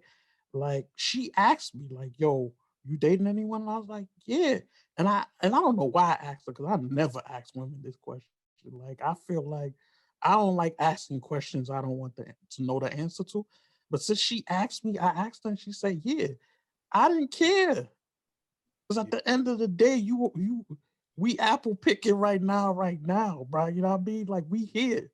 Like, what am I gonna do? Drive you back to Brooklyn from Long Island and say, yo, the nerve of you to be talking to other people? Like, we here. The way dating to me happens is it's like I'm vibing, you're vibing, and if I'm selected, I'm selected. Because that's how it works. Like if I'm spending my time, all my time with you, not all my time, but because whatever. But if I'm spending enough time with you, eventually people gonna cut off people they have to cut off. But I'm never going there thinking like I'm the only one and whatever. Why are you? Because you know what really happens? I realize men and women date different. Men they date multiple people, and then eventually people get faded out and they'll focus on one person. Women from the gate, they like you, they cut everybody off. I agree. That's where we go wrong too. And that's why I they agree with so that. Disagree on that one. I gotta disagree on that one. Because usually when the dude meets a female, she already had options. You understand what I'm saying? Like she just chose to commit to you. But the problem with human beings, period, is we're creatures of habit, right? We once we pick up a habit, whether it's dating, smoking, having sex, whatever the habit is, we're creatures of habit. We do what's comfortable to us. You feel me? And then we don't know how to be honest when it comes to meeting new people. So let's say, for instance, I'm dating, right? Boom, I got five. I got a starting 5 and 6 reserves on the bench, right? I'm running through all of them. You feel what I'm saying? But I got one. She in my brain like, yo, I like this one, even though I'm fucking X, Y, and Z. You know what I'm saying? Letter A is in my mind right now. How do I come to her now? Because I like her so much. How do I come to her and tell her that I still fuck X, Y, and Z? But the thing is, when I met her, she probably was fucking, an ex or somebody she had, just to scratch that itch. And then, am I wrong or right for expecting her to cut him off or them off? You understand what I'm saying? When you got options like that. I think one of the important things that you said was humans are creatures of habit. And I think that comes into play because whatever your habits are before you have your starting 5 or your reserve 6, like if you have a habit of telling women the truth, then you're gonna tell her the truth. If you have a habit of lying to women, whether you got 11 bitches or you got no bitches, like you're gonna lie to them. So I think the habit part of it enters the conversation at that point, because whatever you're used to doing, that's what you're gonna do. It just depends on if you a liar or if you a truth teller. You know what I'm saying? I that's what I think, because like anybody that I've dated over the times that I've dated, I'll say this. I'm not gonna offer up the information of like, yeah, you know what I'm saying? I'm fucking about 3 bitches. And you like, you know what I'm saying? But I've also been in situations where I told this story on one of the pods where I had I was hitting this BB dub, even though y'all don't believe me. I was hitting this BB dub I hit her one time at my crib, and then it was a weird situation because like I had a car, but I had to go to work and it was a weekday and she spent the night and I still had a job. So she like just left out the crib like before I even like was really getting my shit together. So she like ended up like walking somewhere. So as she was walking, leaving the crib, I lived on the 3rd floor. I'm like looking out the window and I'm seeing her big ass mosey on, and I'm like, damn, she big as hell. I can't believe it. I was like, her ass looked huge from the back, but she big as fuck on foot or whatever. And so just want to say that I really hate you right now. I That really, is so I really hate you. That's so fucked up. Like that's Right. so fucked up. But I have a question before you continue. Continue. Wait, go ahead, Is finish, this the bro. bitch? Wait, hold on. Is this the bitch who back used to be sweating during sex? Oh no, that was another big one. That was another. See, look Oh, at all the big ones. No, that was another one. That was another girl. But like, I hate you. But I just want y'all to know that I'm just, first of all, I just want to put it out there that I'm telling y'all about all these big chicks that I hit, so y'all can stop saying I hate them. But that's another story. But I think your thought of a big chick is slightly skewed, but that's a whole nother conversation. Look, so the next, I had sex with her twice. That was the first time. So the next time I had sex with her, I went to her crib or whatever. And after we smashed the second time, she asked me, are you like talking to anybody else? Are you fucking anybody else? So now I'm put on the spot. I don't lie. I'm not a liar. Say, yeah.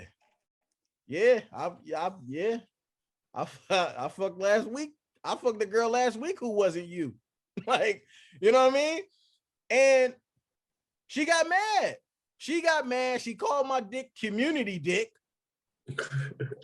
That hurt my feelings because I hadn't been to a recreation center in fucking decades. You know what I mean? But like, and that was ironically, the hate I have for you was so real. Can't stand you. That was the last time me and her ever, you know, I never seen her after that. Like, that was it. Or whatever. You know what I mean? So like, I'm just saying, like, I don't offer up information, but if you're gonna ask me, I'm gonna tell you the truth. Like, I'm gonna keep it a buck. And that's why I just feel a certain way when we're always having these conversations of, you know, well, if niggas would just tell the truth, like, I might be with it, or if niggas would just be honest, like, I'll respect it and I'll be cool and we can move forward. And it's like, no, you not.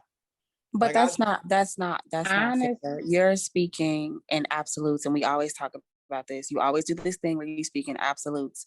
You can't say, no, that's not true, and speak so absolute, because I am a woman, you and I have talked about this. I am a woman who's very comfortable being in a situation where I know what's up, right? The problem to me with this dating shit is that people act like this shit is so fucking black and white. There is nothing fucking black and white about dating ever. There is nothing black and white. You cannot help when feelings grow. That's not something that you can stop. That's not something that you can turn off when you feel like it's not safe. That's not something that you can necessarily put on hold, especially if it's a situation where a person is always, you know, in your space, and, you know, you go out, y'all kick it, y'all spending quality time. It's likely that feelings will grow. Mm-hmm. It is very, very likely. So it's like, I get that some people, it sounds like control emotions. Like, we are adults here. You know what I'm saying? We can't make decisions out of emotion. Let's say, for instance, I'm angry out of emotion and I decide to smack you. When you call the police, the cop not gonna say, well, we're gonna let him slide because he was emotional. No, they'll lock his ass up because he smacked you. At the end of the day, we gotta be adult enough to check our emotions. That's not a reason or an excuse to make certain decisions. You understand what I'm saying? We gotta still hold ourselves accountable. You get it when emotions grow in a relationship. You didn't let me finish. I never said that emotion should guide how you act. I'm not saying that emotion should guide how you act. I'm simply saying that men do this thing where you're surprised that women have emotions out of nowhere. I've told her that what this was. I've let her know that, yeah, I want to spend time with her, but I don't want anything with her. I've let her know that I just want to fuck, but I'm around all the time. We kicking it. We doing all this, that, and third. That is cool and all, but you cannot take away the humanistic side of things. We are still human. Just like homie said, we're human, right? So it's like, I get that what you thought it started out to be was what you established, but you cannot take away that the other person might not have control that way. What the realistic conversation that needs to take place is maybe not even a conversation, but I think I mentioned this last week sometime. We do this thing where we jump into these relationships with people we don't know. Therefore, you have no idea of their emotional stability. You don't know if they can even handle what it is you're offering them. You're assuming that just because you say something and they quote unquote agree to it, that they can handle it. We've lost the opportunity where we get to know people for actually who they are.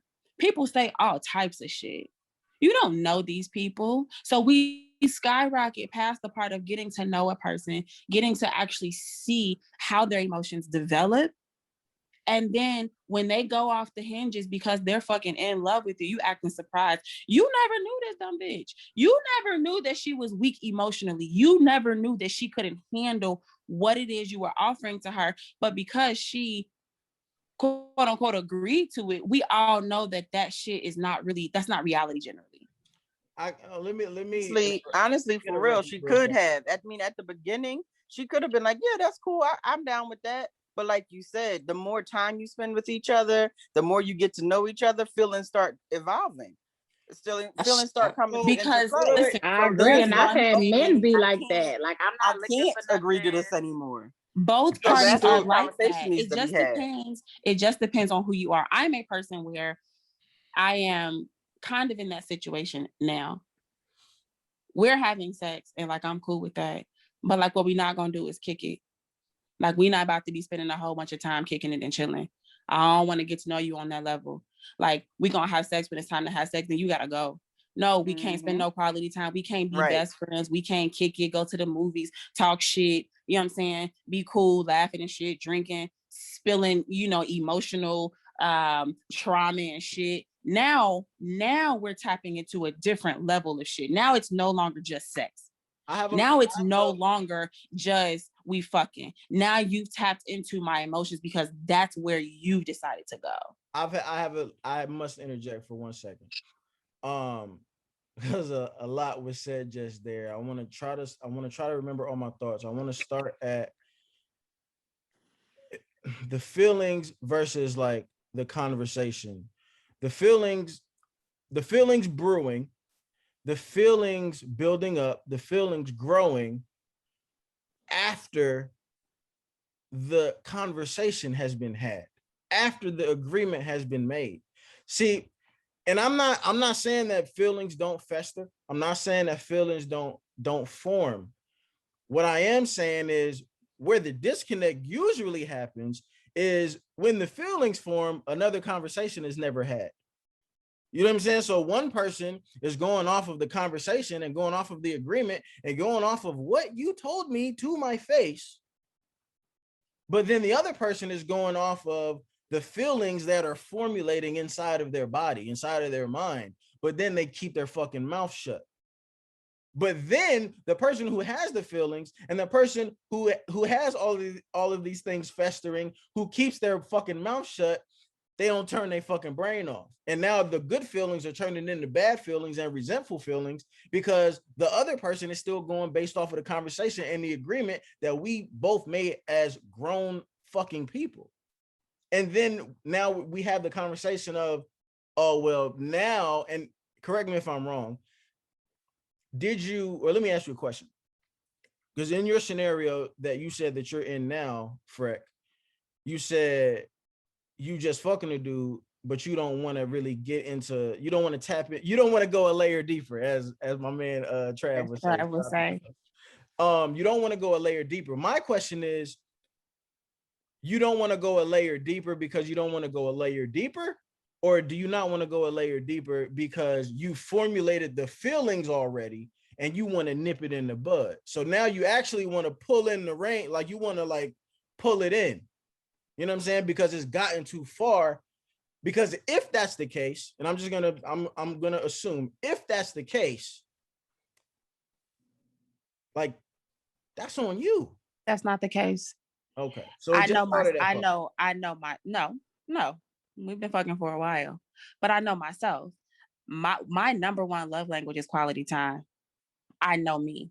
I'm not going to let myself do that to myself. I'm not going to let you tap into that part of me, because if I allow myself to indulge in quality time with somebody, and I know that that is one of the major ways that I do grow feelings for somebody, I'm not even going to do that. I'm not going to do that to myself because I know better. Okay. But back to what I was saying before, everybody is not there. Everybody hasn't gotten to the point where they know their triggers. They know their limits. Same thing with alcohol. Motherfuckers drink and have no idea about their limits. No idea. They're just drinking because it feels good. They're drinking because they're enjoying it. When you reach the limit, though, it ain't my fault. I'm gonna say that again. I never said that, but I never. I'm not saying that you said it. I'm just throwing this out. Okay. When that girl over there reaches her limit, that's not Jackson's fucking fault. Yeah. That's all I'm saying. That's all. That makes perfect sense. But that goes back to me asking, and I put this on everybody. This is not just men. This is not just women, because unbeknownst to you guys on this call who acting like this is just a women thing, men do the same thing. Men grow feelings when we don't want them to. I'm again in that current situation with the guy that Jackson I told you about last weekend. It's just not ending. Buddy is just y'all ain't even fuck. It does not matter. Nigga is here and will not disappear. And I am fucking confused. The thing is, you better move. You said what? You better move, nigga. Fuck that shit. The closer he comes, the further I'm going. I promise you that I gotta fucking go. But just like that situation, I would never have sex with him because I don't believe that he can handle that emotionally. The difference is I've spent time with him so that I can kind of figure out where his emotional intelligence lies, and it's not very strong. Right. But I go back to, we don't give each other that time. And I know that sounds unrealistic in today's society, but the reality of it is, like, we're not learning people before we decide to take that step with them. And I think, as boring as this may be, or like as, you know what I'm saying, off kilter for some as this may be, I blame everybody involved. We're just not getting to know people before we decide to take that next step with them. That's everybody's fault. Y'all out here fucking bitches. Or the next step of thinking that y'all are something more than what y'all are. Even before that, thinking that they can handle something that you've proposed to them and you don't know them. Because words mean nothing, and we all know that. Niggas say that they're not fucking different bitches when they come to you. You know they are. We just had that. Y'all just had that conversation. So words today mean nothing. But because we live in a microwave society, people jump straight to whatever the fuck it is they want before taking the time to get to know people. That's my whole thought about this. I got you. The thing I got to say about this is, I don't mean to rewind it. I've heard several women say that, like, guys, we do this and men do that. And I agree with Freck 100%. The biggest issue we have is that we don't really, like, see, I grew up in the church, whatever, and we call it courting. We don't court anymore. Like, nobody sits there and gets to know each other. So I agree with that. But the thing that throws me off, because I've had this happen to me, like right before I got married, we had a breakup, and my boss and I were close. She busted a move for me, and I kind of told her, "Nah, we close friends. I don't think it's gonna work good because we friends." Whatever, something happened, and then the next day we ended up, sleeping together. What was interesting is right before. That's a great friend, yo. But you know what was interesting is I told her, I was like, don't get it twisted, because me and her are broken up right now. I know for a fact that's the woman I'm going to eventually marry. Like, I've told her this verbatim, and I know for a fact I'm going to get back with her. All right? She's like, I understand, blah, blah, blah. Long story short, the whole time I'm messing with her for like 3-4 months, I'm not speaking to my ex-wife. At the time, we were just girlfriend and boyfriend. I'm not speaking to her, right? The moment I speak to her, I remember me and my boss, she was my boss, ended up having sex or whatever the case is. I felt guilty as hell because now I've actually had contact, I've not actually had contact with my girl at the time. And now I feel guilty. So we stopped messing with each other. When I tell you my name got slandered all over that job, bro. Like, but the thing I never understood was you knew what time it is. I told you what time it is. I told you I'd get back with this person, that I would even marry this person when I get back to her. You knew. Now I get a lot of people people would say, well, why did you hang out? That's still her responsibility. Like, you knew what you was getting into. I always get it, like, well, if she like that, you knew.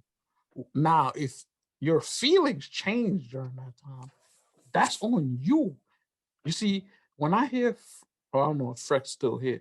When Freck says, I know now that I know who I like, my love language is this. That's your responsibility to know what it is that will make you more connected with me, and cut that out. Like, if I told you, it's like going into a contract. Okay, you get into a contract and you're getting $50,000, right? And you're worth 100. Now you want to flip out when the contract is, when you getting your 50,000. You knew what you was getting. You knew what you was getting, and it's always confusing to me when you knew what you were getting, and now all of a sudden it's my fault. Like, it's the weirdest thing in the world to me. Yeah. Where I see it is like a lot of people are thinking right now, like you said, it's like a contract, right? Look at life it's a social activity. It's all about who you meet, and how you vet people. You understand what I'm saying? You can't just be friends with everybody, because you got friends that's going to stab you in the back. You got friends that's going to put you in bad situations and blame you for putting you, and they're the ones who put you in a situation. You understand what I'm saying? Life is chaotic, but you gotta learn how to sift through the chaos. Like I say, chew the meat, spit out the bones. Take what you need, get rid of what you don't. But you gotta go out there and put yourself in positions to meet people. You understand what I'm saying? But then the problem is, let's say for instance, with like she was saying before, she had a dude that the relationship is solely sexual. She don't want nothing more than just that. Now, here's the thing: when she started seeing that he got emotions invested, why not just cut the man off completely? You can have sex with anybody. Mm-hmm. So what it comes down to is choices and trade-offs. We gotta make certain decisions here. All right, cool. It started out as just sex. If you wanted to keep it like that, let it be known. If you know that he wants more, don't string him along. And vice versa. If it's a situation where he wants more and you're not prepared to get that to him, let him know this is not what I want. This ain't gonna work anymore. End it. Because ultimately, you gotta think. If you're thinking right now, keep it right now. If you're thinking long term, put yourself in positions to deal with long term people. If you know what questions to ask, like I said, dating effectively. That's what I led with. If you know what questions to ask and what to listen to and what to hear and what to take out of the situation, you pretty much know what you're getting yourself into before you even get yourself into it. But don't rush into anything. That's what we gotta learn how to do. We gotta stop thinking with our penises and vaginas and start thinking with our fucking brains. Because at the end of the day, life ain't nothing but a big ass game of chess. You gotta know what pieces to move, when to move them, and at the end of the day, how to get what you want. Because we all want something, and we all can get it, but we just gotta figure out what to do, what to say, who to say it to, who to do it with, and ultimately we can get what we want. Yeah. What are some of the yeah? Go ahead. But then there are situations where you do mess with a guy, whatever. Like I've had this happen multiple times, like where it was based off just sex. And then I would say like, hey, I don't want nothing. I'm just here for the dick, whatever. Then sometimes it's like they can't handle that. I don't know if they don't like the fact that they're not controlling the narrative or whatever the case may be. So then I'll see like they start acting different, like they talking about the catching feelings, whatever, and I'll cut it off. But that don't necessarily mean they're gonna let go. Cause I done had niggas pop up at my house. Like real shit. Like, so it's not like we just be like, oh, I'm not gonna cut him off because I see he doesn't I'm saying I don't want this, but at the end of the day, in his brain, he's like, well, maybe if I do this and I do that, she gonna change her mind. No, like a lot of times people really don't fucking let go. Real shit. Like they will hold on to a little piece of something and keep like coming back and saying like, oh, I just want to have a conversation, or like, let's just have a friendship. And you be like, no, like I tried to nip this in the bud, but then I don't know. That's messy because you didn't choose right. You didn't choose Because mind you, had you took your time before it got to the physical level, mind you, you may have been ready. He may have been ready. The sexual chemistry might have been there. But if you knew what questions to ask and when to ask him and what to listen to, you would have known that he was one of them people who is going to be attached, who may not have no self-control, who can't separate himself from his emotions. Like, all right, well, she taking pussy off the table. I can't have that. The pussy too good. You'd have known that if you knew what questions to ask. You understand what I'm saying? But people play that role though. You can't really like people play a role, so you don't really know. So you gotta take your time though. People gonna only stay in character for so long. People can only literally hold character for so long. People can only be a fake version of themselves for so long. Because after a while, being phony is tiring. You're gonna have to be real eventually. Yeah. I wanted to ask the ladies, like, what are some of the things that make you all afraid of committing or being exclusive or entering a relationship? Like, what's some of the things that y'all think about? All this dumb shit that y'all saying right the fuck now. And I'm out. Like what though? What you mean? What dumb shit? What? Yo. Rock said, I'm gonna let y'all finish, but y'all dumb asses. As soon as she said what dumb shit though? What dumb shit? Oh, you really trying to make me talk? I said I was out. That's what I see. Oh, I ain't hear the mic drop because you don't rap. Yeah, no the more. mic drop. Oh, you said it, stand more. on it. What you mean? What You don't shit? rap no more though, so you don't got no mic. So go Nah, ahead. man, like y'all literally sitting here talking about like, oh well, we could play around and we can do this, but don't be catching no feelings because that's stupid because you to be catching feelings. Bitch, I like you. She said that though. She said this she is why I don't putting it on niggas and niggas can't leave. Huh? She said she put it on niggas and then niggas get attached and it's now Well, no, I wasn't talking about what Penelope said. I wasn't talking about what she said because that's a personal experience. I'm talking about the shit niggas was just saying like before she said what she said. It was basically like, oh well, how you just going to start catching feelings? Why your feelings getting hurt? Why you feel pain if a dude messing with somebody else or messing with other girls and you already knew what it was and all this other stuff? Like, yo, shut up. If the girl liked you and she started gaining more and more feelings for you, how you gonna be like, oh, well, that was on you. You knew what this was. You're contributing to that. You're contributing to all of the feelings that she's garnering up for you. Like, how are you gonna sit here and say some nonsense like that? And this on that note, if the girl like me, she'd deuce the fuck out. Fuck you. That's directed to you, Vic. I would appreciate a chick deucing me after a situation like that, though. Get the fuck up out of here, then. You feel me? At the end of the day, if she deuced me, she took control of the situation, but she did. You ain't deuced me, and now you dragging my name through the mud. No, see, that's one thing that I don't do. I don't do that, so I can't speak on other women that do that. That dragging name, like most of it. That's why I wasn't going to say nothing on this joint. I was just here for support because I'm not doing that. If we done, we done. I don't give a fuck about you. Next time I see you, dog, I don't see you. You're Casper to me, bro. I don't see you. I would never drag your name because I don't care about your fucking name. I don't care if your name is on the obituary tomorrow. I don't care about your name. Fuck you. No, that's facts. I think it's really like hurt bitches that be going around. Yeah, it be the hurt Jones, right? It be the hurt bitches that be going around. Oh, because he ain't shit and his dick was little and this is that and the other. Like when I leave and I make peace with when I, like when I come to terms with it, it's shit. Even before I come to terms with it, like you might be an ain't shit nigga to my friends and shit, like in the group chat. But like going out and shit, like when making a fucking exposing page, that's too much work. No, because then all that's gonna do is that make me look fucking stupid. Like that ain't a shot at your character. That's a shot at mine. Like then people gonna be like, "Well, girl, how the fuck you was fucking with that nigga for 8? You was fucking with that nigga for 8 fucking years. Like how the fuck right. He did see that, and whatever. Like, bitch, you dumb. Because how the fuck you ain't see it, but we did. Like, you know what I mean? I think that's real hurt bitches or whatever that wanted more out of a dead situation or whatever. They knew that they wasn't gonna get. They knew that they wasn't going to let go. All of that shit. That's when hoes start throwing salt on your fucking name and shit when they're not over it. Right.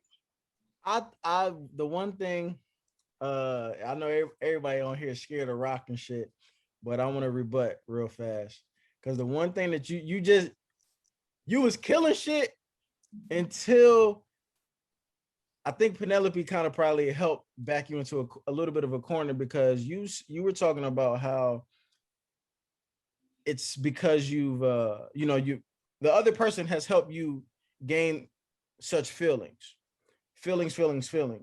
And then Penelope actually came on and she said that be the hurt bitches.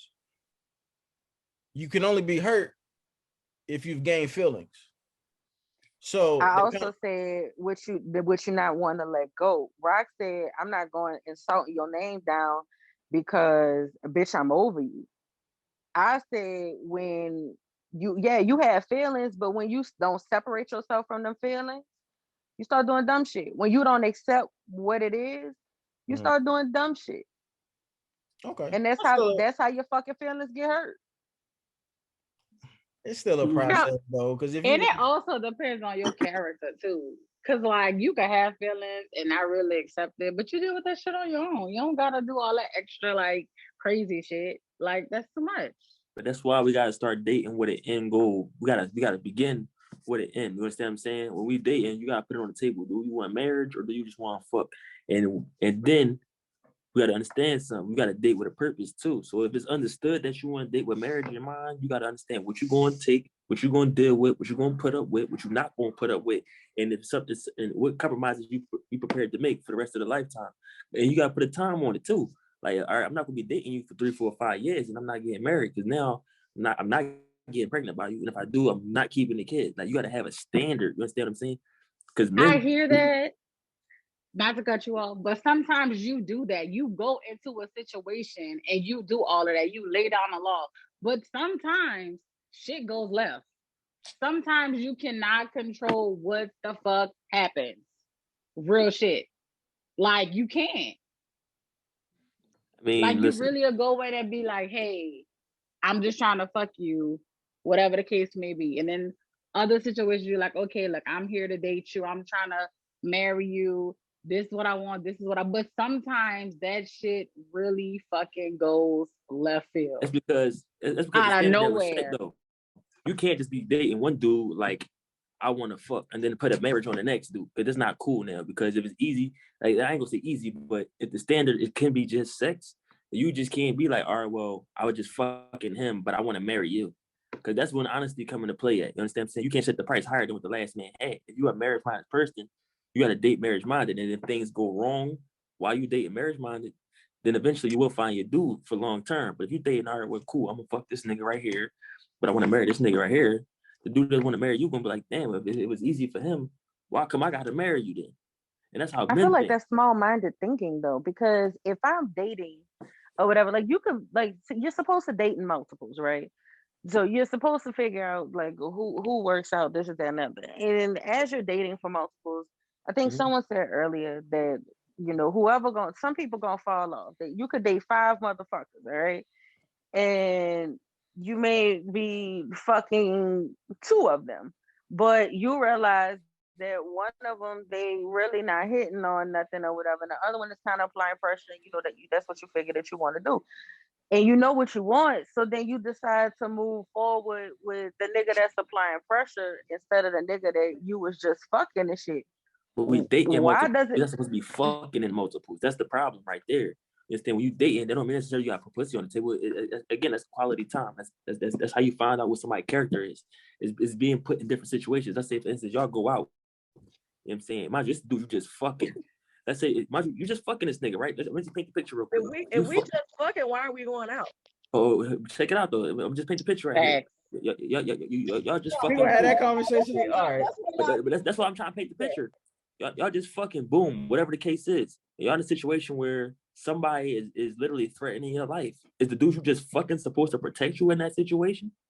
Why are we going out if we just fucking? I'll not trying to go on no dates with you. you. The car, walking you to the door, whether he walking you anywhere. Go ahead. My fault, bro. Go ahead. Oh no, you good. I was just saying I wanted to answer it when you were finished saying whatever you were saying. to Jasmine because she said, "Why are we going out if we just fucking?" My rebuttal or my question to that is, how do you get to fucking without any kind of interaction? I mean, we can meet, we can chill or whatever at first, but once we decide that we're just fucking, we're just fucking.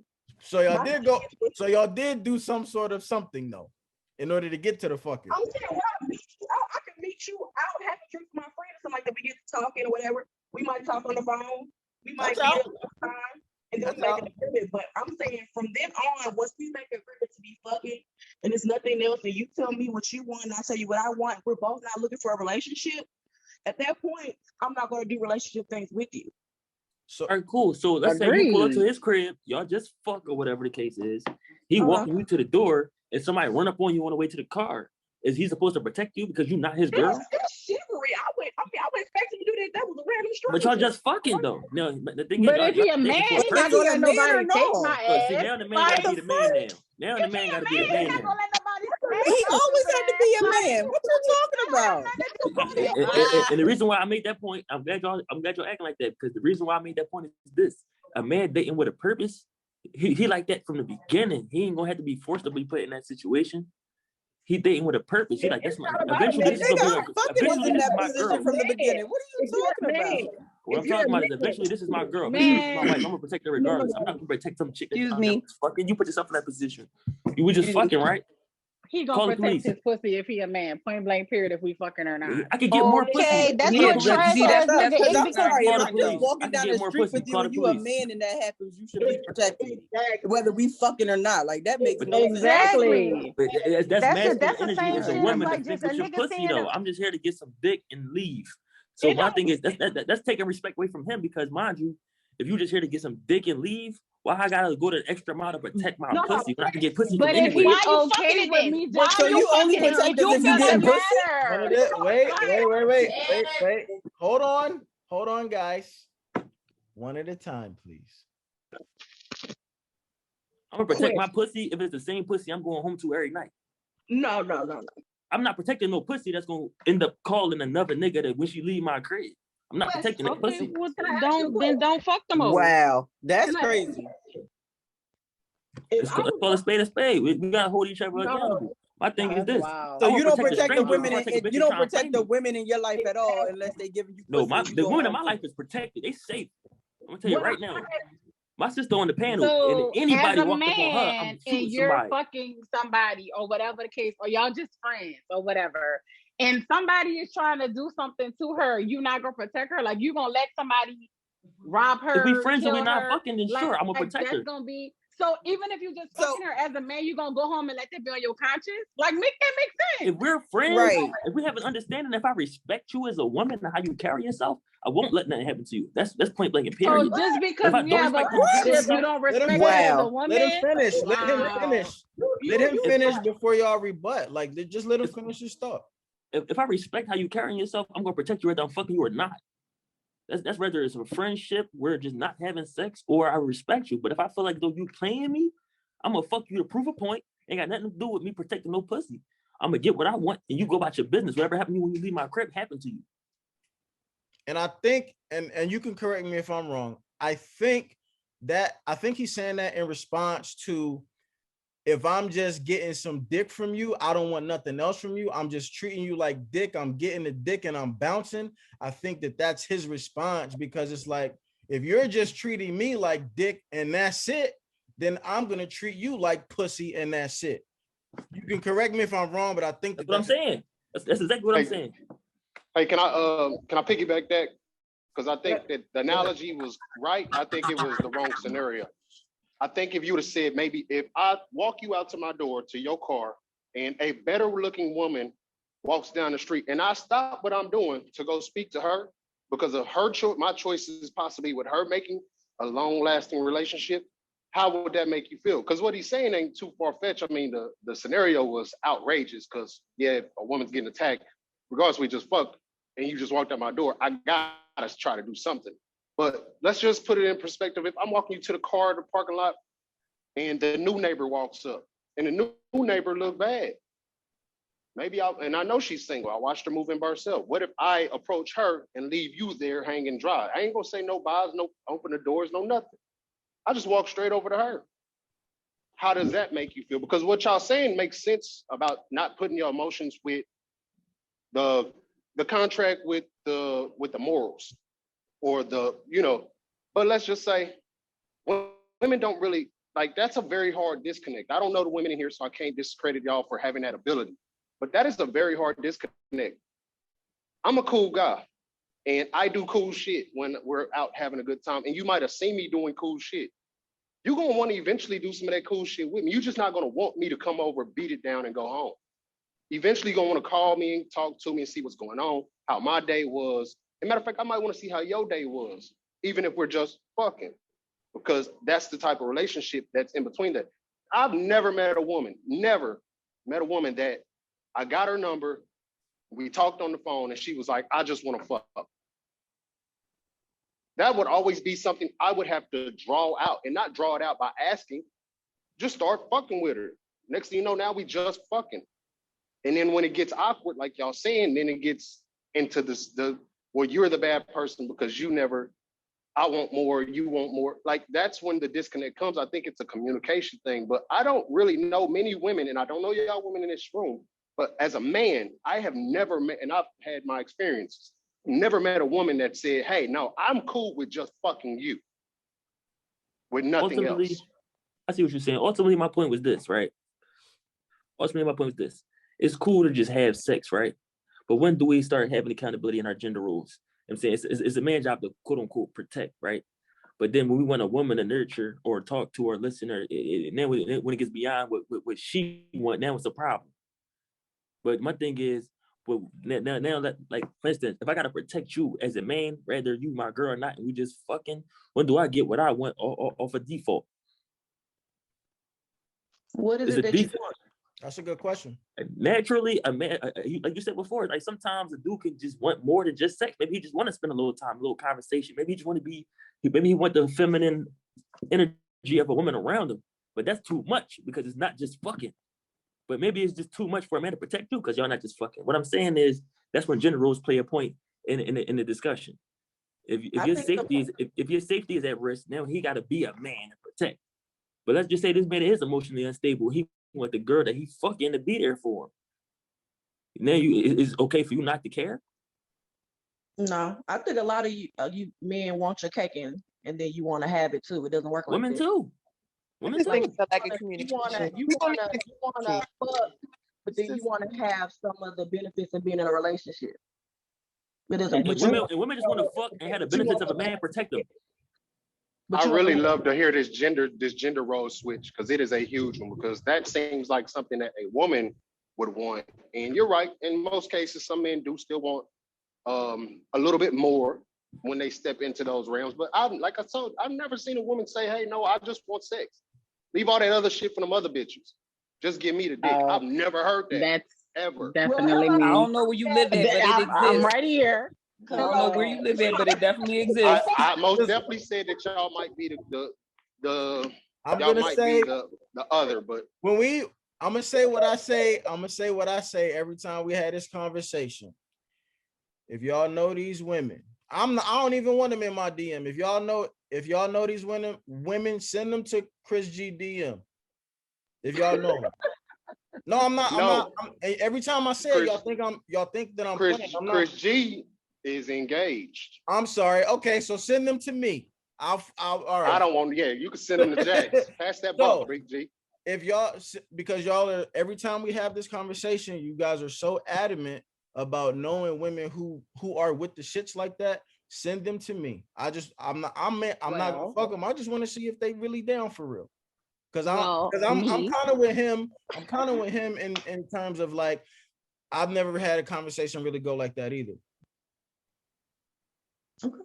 I've ended up in situations like that, but not based off of a conversation where the woman was establishing, like, yo, I just want dick and nothing else. I have done it a few times, but in the situation that I'm in right now, literally, like, at first we would like chill, maybe every so often have a game night, But now it's literally like I text him when I want some. He may text me, but it's more me texting him when I want some. Like, and I mean, if he needs to talk, I'll listen.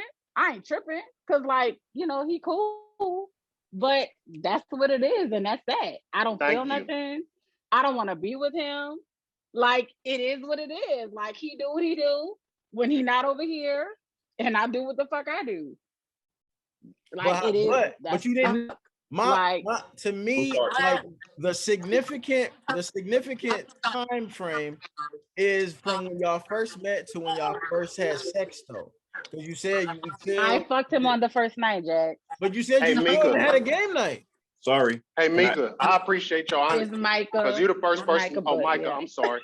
I appreciate your honesty because you're the first person that said, no, if you want to talk, we could talk.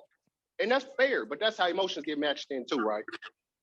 Kind of, sort of, but it depends on who you are. See, I know that I'm not, if I know that I'm just fucking this person, I won't allow myself to get attached like that because I'll be hurting myself. Like, don't get me wrong. It took me a long time to get to this point in life now that I'm 30. Because younger me, I may have caught feelings. But 30, like me being 30, no, hell no. We just fucking. Can we be filled? Can I be filled in? I missed a lot. Oh shit! Well, right now, like what are we talking about right now? Right now, we just kind of talking. It seems like we kind of veered off into kind of like the fuck buddy scenarios. How we end up in them? Do women actually just be like, "Yo, like I just want dick and that's it," off of the rip, as opposed to the man have to kind of present that. Okay, all right. I'll mute myself. So. But don't get me wrong. Y'all might say I ain't shit, but there is a man that I do see myself marrying, and we probably you still fucking somebody like, though. He knows this though. He knows this. Okay, that's cool. But we are in the talking phase. Like he's getting his shit together. I'm getting my shit together. Are you fucking him? So you throw him on the back burner? So you're not fucking the dude you want, or you fucking somebody else? He doesn't want to. Hey, let him I would fuck him. Don't get me wrong, but he's in this stage where he's in like therapy and he getting his shit together because he got a lot of fucking trauma that he got to work through. But you want to be with this nigga. We just she also used to be with the nigga, and they exactly. He was my first love. We fucked for 5 years straight, so I know what the dick is. But I'm just saying. But you can't wait though, because the dick that you fucking right now is too good to say. No, I don't want that. Even though I know I want somebody else, I'm gonna keep fucking this dude right here. No, I can stop. I just choose not to at the moment. But now the dude you want is supposed to be okay with that. That's wild. That's wild. She's keeping it real though. That's what everybody who's keeping it real. She's saying they both doing their thing. Like I mean, I can stop. I have taken breaks from the guy that I'm fucking. Like I have taken breaks. So hey, it's nothing to stop. Engaged too.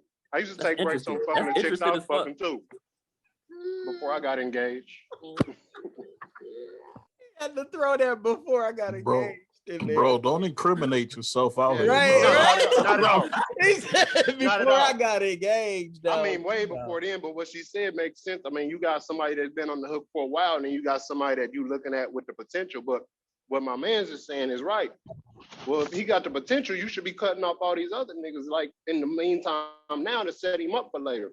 But what he said was true. But you like that dick too much to let him go and wait on this other nigga to get it together. No. Until the man that has potential tells me that he's ready to make everything fucking serious, I'm gonna continue to do that is crazy. That is crazy. That's outrageous. Until it's exclusive. I don't think that's crazy though. I don't think that's crazy.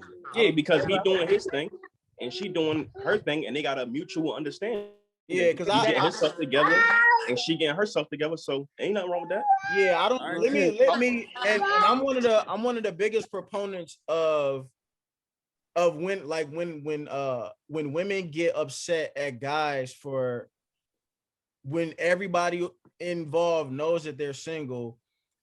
I'm one of the first people to be like, yo, like women can't be mad at the guy for doing single nigga shit if y'all both single. So like now it's presented itself that it's a woman doing single woman shit. Like I don't think you can really get mad at that. But Jack, she said he got him on the back burner though. He's Women don't not understand on that. the back burner. We're Women don't very understand that. professional with each And other. it don't No, matter. it's not. And it But don't wait, matter. but what I will is. say, what I will say though is whether she used the term back burner or not, it's two other things, right? Like if he knows that he's on the back burner while he's getting his shit together, and I'm just using back burner. I know you didn't say it. I'm just using it because it fits right now. If he knows that he's on the back burner, it's his responsibility to either accept being the back burner nigga or to accept once he does get himself together, he can fucking not be the back burner nigga and go out and find a new situation. And it's for Micah, it's also your responsibility to know that if you have him on the back burner, once he does get himself together, it's not a guarantee that he gonna come back to you. Exactly, and I know that. And we literally talked about that last night. Like, I was like, because at first I wasn't doing anything at all when we first started talking back. But like I let like about 4 months go by, whatever, and he was still getting his shit together, whatever the case may be. And I was like, okay, we need to have a conversation. Like, what are we doing here? Like, are we doing single people shit, or we're gonna be transparent? Like, and we had a conversation, and he was like, hey, I do care if you're doing your thing, but we are not official. We have not put a stamp on what we're doing. So I can't be mad because you deserve happiness. Who's to say when I finish and whatever the case may be, you still may want to be with me, or I may want to be with you. Like, we don't know. Right. This is what and I was like, okay, bet. Can I say, I don't want to rebuttal or anything because that's your situation. But one thing you did say is he does care. And you skip right over that, but that was right in the beginning of your sentence. You said, but he does care, but he knows that we're both single. So basically, if he had it his way, you wouldn't be doing nothing else. You would be rocking with him, even through his circumstances. But he don't have his way, so he has to fit what you living in. So what Jax is saying is almost, I hate to say it, it might even tell the times, like, he might look at you and say, all right, when I was going through blah, blah, blah, you was kind of doing your thing. And I needed you there because, like you said, he don't want this like it is now. He wanted some other way, but he agrees that we ain't on that time yet. No, she And actually that's fair. He didn't want want to be. it He that doesn't want to way. be in a Men are relationship. territorial by nature. Men are territorial by nature. No, he doesn't want a relationship now. Woman, that's our woman. We don't want to. Even though we might be politically correct and say it's okay, or we single, do you? At the end of the day, when we got feelings invested, we don't want nobody touching our woman, bro. We're territorial. We're not gonna let nothing happen to you. I want you out there fucking with people. Well, he needs to lay the law down, cause hey. Is that you think? I'm just saying. Listen, like, man. I was Hold on. No, we can't Wait, fucking nobody. It's never control it. We misogynistic. We bossy. We in good space. We in good space here. Go ahead. Let Rock go. Let Rock go. Wait. She don't say much. Let her talk. Please. So what you just said is the same shit that I was just talking about.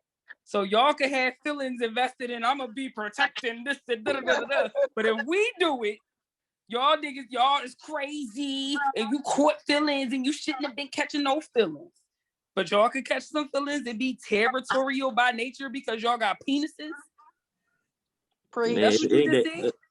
What I'm saying is, we're territorial by nature for women that we have feelings for. You understand what I'm saying? We're not just going to have feelings. Women just had these feelings for dudes, and not bro. Care at all about nothing. But the women that we do care for, we're territorial about. It's not like let's say for instance. So how come the woman can't be territorial about somebody that she caught feelings for? Y'all not men. Stop trying to be like men. Stop trying to have. Ain't nobody trying to be like men. Make some sense. Hey, Rock, I actually want to make some sense out of that, Rock. Because you're right. Since I don't want to hear it. No, you are right. But it's a different scenario that we're speaking about here because this is a conversation that they're having together. This ain't just him making an assumption and leaving it on the table. They actually talk about this, and as she stated, he not happy with this the way it is. He not ready, but he not happy with it either. If he could have it his way, like I said, it probably will be just him doing with her, trying to get his shit together. Now, I did have one question though. Do you feel like you have your own stuff to get together? Or is it just him? No, I got my own shit too. But you got you got this other situation filling a void in the midst of let me ask this. Is he speaking to other people too? Fucking him. I'm just fucking yes. him. That is but it. It's a void like that's it's no filling. void. I want to have I like to That have is sex, filling a void. so That I'm is filling fucking a him. void. I've been bro. fucking him for a long time. I'm So confused. That is filling. I'm That's filling the confused. void. Why can't if both of y'all don't like? Why can't y'all get to like? Why must y'all get to y'all stuff together If you like fucking him so much, separate? why not be with him? Yeah, like I'm like, I don't why? want to be with him. Why we can't just be in a situation where we just fuck somebody and we just fuck them? Why? Oh, why you just be with him because you fucking him? Like we don't have to do that. Y'all do it all the time. This is the part I heard that's Cake and Eat It confusing. too earlier, Listen, and it sounded like that again. this is the part that's confusing me. Both of y'all want each other. Both of y'all like each other. But both of y'all gotta get y'all stuff together separate. But both of y'all having sex with other people separate. You see how crazy he that's? say he not. I get what you're saying. He say he not Like, having sex with other people. I don't know. I don't believe that. Like that's. I don't believe it either. But Hey, you know whatever. what's crazy? I believe it. He probably is. He probably is. That's 'Cause on him. my But I thing mean, is- at the end of the day, he knows. Like I said, before I started back fucking the dude, he know that I was like really. He knows like even now, like I will fucking drop everything. Women and want be that with cake him. and He eat it knows too. this shit. Bro, this is the part Niggas I'm with their saying. cake and eat it too. This I'm is in the part. confusion. This is the part that's confusing. Both of y'all like each other. Both of y'all want to be with each other. He's saying the same shit he just said. That's hilarious. Yeah, like Not me. He right like, though. No, he it's right though. confusing. Big Mike. He You know why he it's gotta confusing? reiterate that. No, I really gotta reiterate it because you know why I gotta Not reiterate me, it? y'all. Because I'm telling y'all, I bro, would probably you know why I drop have to everything, reiterate but it? it ain't me. It's him saying The he not reason ready. So whatever. the reason I gotta reiterate it is y'all getting y'all stuff together while dealing with other people as opposed to just being with each other and dealing with whatever things y'all gotta get Okay. to. You see what I'm saying? Like it doesn't. So here's the thing. This is because I feel like we're all missing a gap. Like, you know, everybody like, oh, she's filling a void, oh, she's blah blah blah blah blah. So when a man, we talked about this, when a man is dealing with a woman, regardless how he feels, and he says, I'm not looking for a relationship right now. I don't want a relationship. Like, this is what it is. I don't want nothing serious. I don't want to do nothing. Okay, cool. Why are we sitting here being judged, said that we're filling a void? You why y'all not working out y'all shit together? Why blah blah blah blah blah? He don't want me to be there for him. I'm still there for him in the way that I can be there for him. I'm still talking to him in that way, but he does not want me there. If he said that he wanted to be in a relationship, then I would do that. But he says that he doesn't want that he wants to do this, that, and the other. So I'm gonna go and explore my fucking options, because if he say he don't want to be in a relationship, why am I sticking around for that? So we The get man you judged, like want Rock don't want said, you. And waiting to get my feelings. and why would, so like Rock said, so if you're telling me that you don't want a relationship, why am I going to sit up here and fall for the idea of a relationship with you when you said that that's not what you wanted? So now I'm all worked up and I've gotten my feelings invested in this shit. But again, it's not what you wanted. It's not what you're ready for. But at the same time, y'all niggas mad. So y'all mad when we catch feelings, but then you mad when I go out. Okay, that's not what you want. That's cool. You don't want to fuck me? So the All right, man that's you cool. want don't Well, want I'm you. gonna go out The man and I'm gonna do want me. said he When didn't you want you. decide that you fucking ready, then come to me like you're fucking ready. Like, Hey, bitch, Chris. don't You sit up want here said he and didn't fucking want do you. That's all what this I bullshit. said. He fucking the other boy and just chalkboard. He said he didn't want you. You just said the man that you said you fucking somebody and you want somebody, but the man you want just said he don't want a relationship. So leave his ass alone then. She also said that the man That's a that good point. does not want a relationship, that he does not want to have sex, that he does not want to do all of these because he is healing his own trauma. Can I just She say said one that. thing? One thing. Let Boo talk. One thing. I've been trying to talk for like 5 minutes. Go ahead. Her Boo. situation sound just like the guy sound like me. Probably I want to say 10 years ago.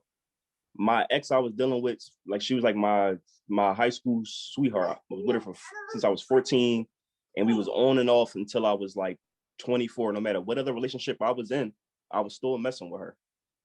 And I told her the same shit that he's telling her. Oh, I need to heal before I get back with you. This, that, and the third. Now that I'm older and I'm more mature, I can say that you're not doing nothing wrong, because he, like Ace said, he's territorial. Y'all had something. he probably deep down really loves you. He don't want to see you with nobody else. And that was me. I didn't want to see her with nobody else, but I wasn't ready to commit. So ain't nothing wrong with you fucking on somebody else and dating other people until he really say, you know what? Until he shows you like, listen, I'm ready to go 100. I'm 100% committing to this because, like Thank you, because that's what I Ain't said. nothing wrong. Until he steps to me and tells me that he's ready, I'm gonna do what I'm gonna do. And then, like you said, Because like I I could said, sit you here and being wait honest with for him. 2 You years. telling him, I'm doing my thing on the side until you get yourself together, and he knows that. But he still know he got you in his pocket whenever he want. So exactly, it's like so much time wasted. That's like so much time wasted right there. It's time wasted. Don't waste your time. Exactly, like a lot of because time it's like wasted. if I sit here for 2 years while he getting his life together and I'm not doing nothing, and then he decide like, hey, well, you know what, you were here, but I'm gonna go ahead and be with this next bitch, then I'm gonna be looking like a duck. So how about chalk both of them? It's like a catch So chalk both of them. Chalk both of them. Can we be honest? Chalk both them niggas. Can I ask you a question? I'm sorry, not be honest. Can I ask you a question? If it doesn't work, will you still feel that way even after the 2 years? Like even with the what? guy Like, even with the guy you got on your team now, if the 2 years come past and he finally says, all right, you know what, man, I'm cool. How would you feel? You're still gonna feel like you invested something, right? of course. But I'm gonna be like, okay, well, at least I was still doing my thing and I wasn't just sitting here like a waiting duck. Exactly. It was all in love. If like, she was sitting on the side, not doing nothing, both of them waiting on him, both waiting on him to commit, then you feel like a dummy. That's time wasted. You like, damn, in 2 years I could have been doing this. I could have been traveling. She still could be. This nigga fucking. She not looking. She still could be if she's not looking for a relationship to replace that one with. If she's just out here doing her thing and not looking to really find something Honestly, that could. if a female told you the same thing, I'm getting myself together. I'm not fucking nobody. You gonna sit there and wait for it? You're not gonna be fucking other chicks on the side. You engaged now. No. Listen, exactly. I'm not gonna keep her around at all. I'm leaving her completely. I'm not gonna be her. I'm not gonna be her shoulder to cry what they're on. doing is toxic though? Like that's No, toxic. I didn't. Somebody else did. I said it's a toxic relationship. I said it's a toxic relationship when you got a man that's right there that you want, and you got somebody else right there just fucking you because that's what you want to do. When you can just chalk both of them niggas and get a sturdy dude all together. Because y'all niggas make my nerves bad. I can't fucking do this. Child. Well, I thought it was a good conversation. Get you one sturdy ass motherfucker instead What of dealing with two dudes to make one man.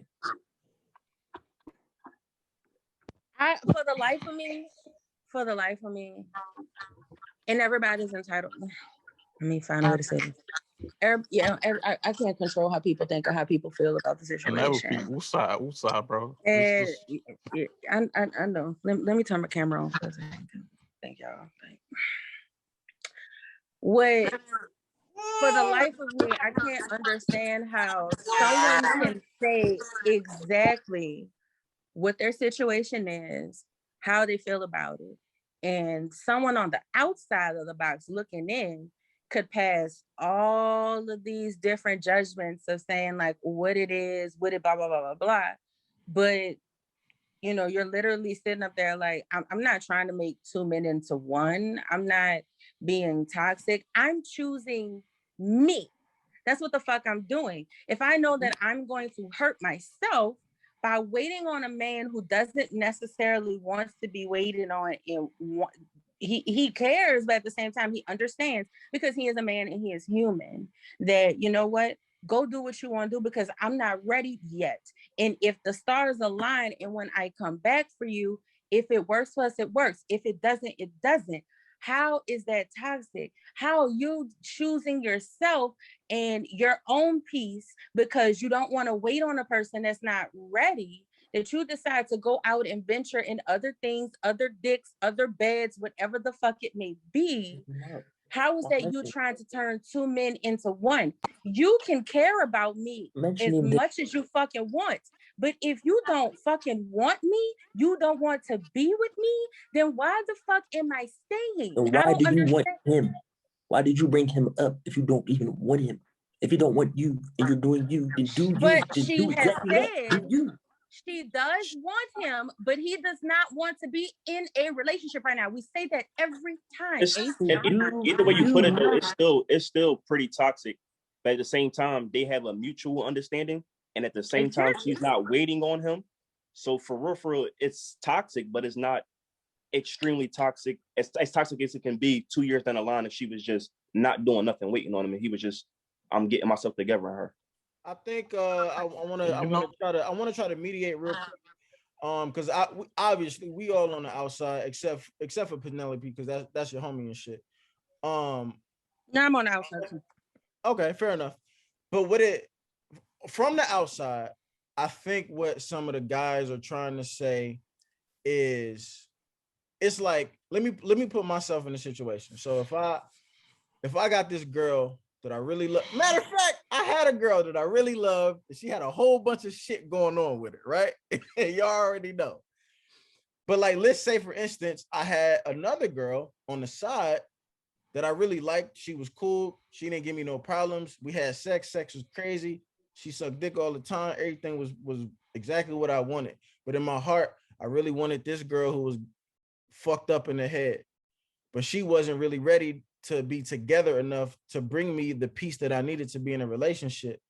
I think what they're saying is, instead of me still doing my thing, in the back of my mind, I'm still kind of leaving like a little bit of piece of hope that when she do get her shit together, I'm gonna let her back in. I think what the niggas is saying is, fuck her all together. Just fuck it. Like, cut that shit off altogether and just fuck who I'm a fuck, date who I'm a date, deal with who I'm a deal with, and just keep that shit moving forward. That's exactly what I'm saying. Because I'm like, that nigga got you on layaway. Do you? If you gonna do you, like that, do you? That's why I am doing me, guys. No. Listen. I'm not saying, Micah, I'm not saying you're not doing you.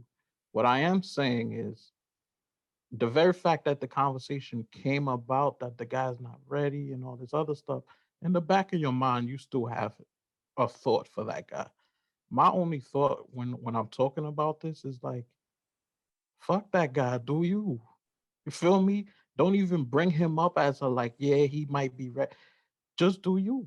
That's where I'm coming from. I don't have no I'm not casting judgment on you. I'm not saying this is toxic, because I mean, at the end of the day, I've done that. You know what I mean? Like, where I've known I'm doing me, but eventually I'm gonna go back to that person. You know what I mean? My only thing when I'm saying all was, my only thing was I was trying to figure this out. I wasn't even. I was like repeating it to myself. You know what I mean? To So get a listen, better. You know what I mean? To get a better like, understanding. But my only thing is like, just do you. Like, you are I doing am. you. You are And doing if you. somebody come along that wants to like cuff me, then I'm gonna Yeah. go with that person. But I'm chilling. Like, you see what I'm saying? Like, it's not like, oh, I'm just like, oh my God, like, I'm gonna just sit here, but I'm gonna fuck this other nigga too. Like, no, if another man comes along and he's ready for what I'm ready for, then that's what the fuck is gonna be. Yeah, that's what But I'm that was my chilling. only thought. That's like cool. that's exactly what I thought. Like, it's just the fact that you brought him up, it made me feel like, why do you even care about the dude? Like, he's not. It's like, it's almost like I felt like he's keeping you a layaway. He's like, yo, I want you later on down the line. I ain't got the bread right now, but I want you. And it's like, fuck that. Like, just keep doing your own thing, which you are. You've expressed that you are. You know what I mean? Nah, a lot of it had to do with me trying to repeat it to myself. Like, for real. Yeah, but yeah, like, he shouldn't even be a factor. Like, if he pops up out the blue and you ready, yeah. You missed But he too shouldn't late. even be he's not a factor. Just keep doing you. That's how I looked at it. But I don't have I ain't saying you wrong, and I'll just, you know what I mean? Yeah, that's whatever. But I ain't saying nothing. Like, that dude ain't even a factor in my eye. That's how I was looking at it. I forgot how we even got on that, man. I think I was asking the women, like, what some of the things that goes through y'all minds that would make y'all scared to commit, and then Rock snapped on all of us, and then I think we just somehow got into that or whatever. And she was like, "Fuck y'all niggas, this shit is stupid. Y'all niggas is dummy." Yo, I'd be ready to square up on niggas out here, bro. Like, yo. Oh shit. Nah, that's Rock be having that 6'9", feel like stupid. What y'all talking about? But now I am interested to hear from some of the other women on the panel though. Like, what are some of the things that maybe would scare you as a woman, like from from committing to somebody?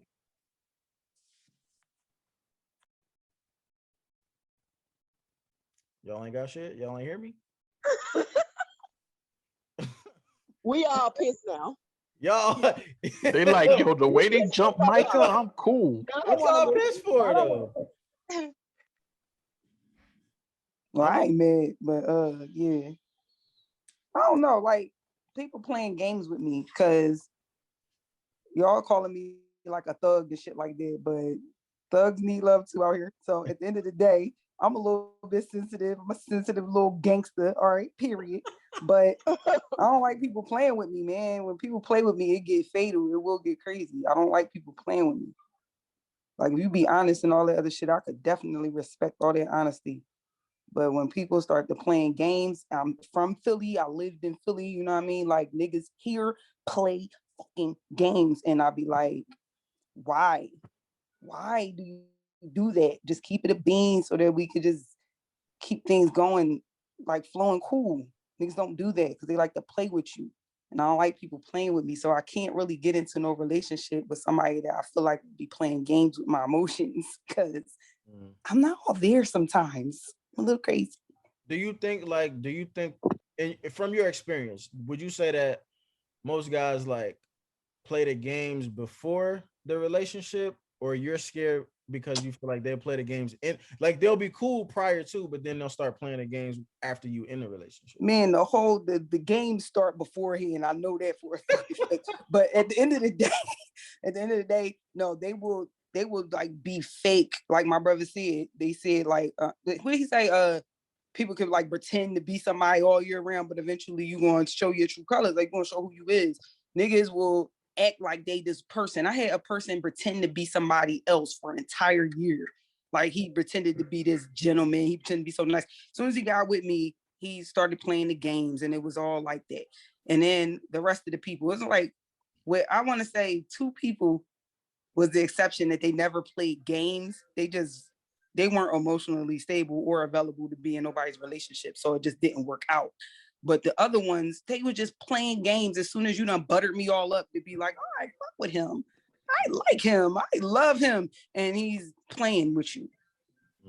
Oh, well, I ain't talking to nobody. I only got eyes for you and all of those stupid, dumb stuff that niggas like to say and just be playing with you. They wait until they feel like you is in heavy and deep with them to play games. Exactly. Micah said to switch up. I've been scared of the switch up. That shit ain't nothing new to me. I've been afraid of that, John, because I started early.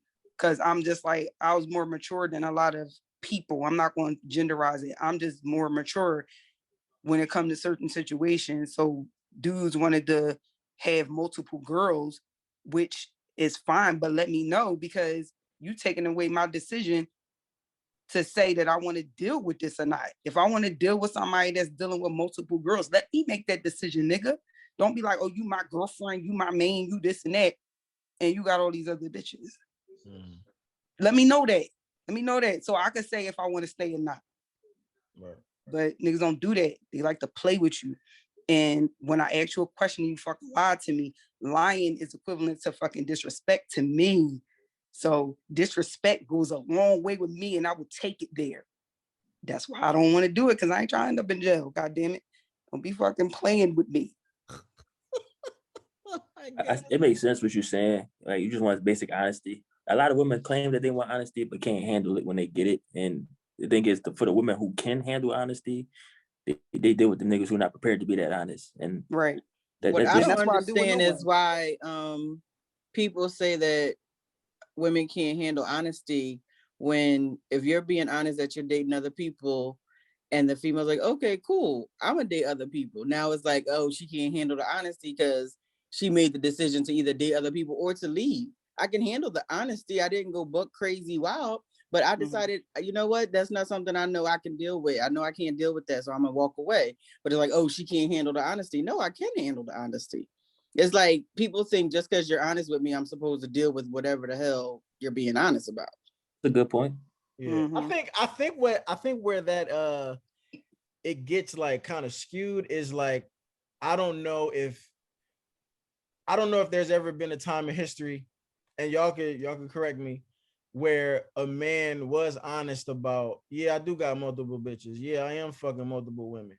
And like the handling of it looked like her being cool with it and still continuing to date you. You know what I'm saying? Like it's never like what you said, the handling would equate you leaving, and that's pretty much it. Like you respecting it, but you leaving. Like that's the way that it's handled. So like I think that's why sometimes men like, sometimes shy away from the truth because no one has ever actually moved forward with it and been okay with it. So I That's think pussy shit though. I'm not saying that it's not, but I'm just saying that I think that's one of the biggest reasons that a nigga will lie, because the honesty for them has never like actually worked. All right then. Which shows They gonna meet selfishness the right one who's because fucking with me. You meet the right one. which shows selfishness because it's like you much rather lie to me now and hurt me down the line than just letting me be, before all of my feelings is into it. And I can make the choice to either walk away or stick with it. I can make the choice to walk away where I'm okay, but you'd rather break my heart or hurt me later on down the line. It's just a selfish thing to me. I look at that as mad selfish because you're only doing what's best for you. That is selfish. You know what? I want to date other chicks, but I like this pussy over here. So I'm not going to let her know I'm dating other chicks because I still want this pussy, because that's what it usually boils down to. Have y'all like ever, someone said before, you can have sex anywhere. So why do you got to keep me around? Have you ever had a nigga tell you that, yeah, I got this pussy over here, and you was like, cool, I'm gonna still give you this pussy right here? The Y chromosomes I've come across with is not that mature yet. But I mean, so I'm being serious. No guy. Matter of fact, my ex, I was with him for 3 years. He cheated on me and got the chick pregnant. That's where you gotta have rules of engagement though. Like when do you sit down and have a conversation with somebody? Like when you vetting, it's like, all right, cool. You might got other girls, I might got other dudes, but we gonna really fuck with each other. And after a while, we're gonna fizzle out everybody else and it's just us. But then again, you gotta have rules of engagement too, because even though men cheat, women cheat too, we all do. But how do you still stay together throughout all of the bullshit, right? You gotta have rules. Don't bring no diseases back, don't bring no kids back.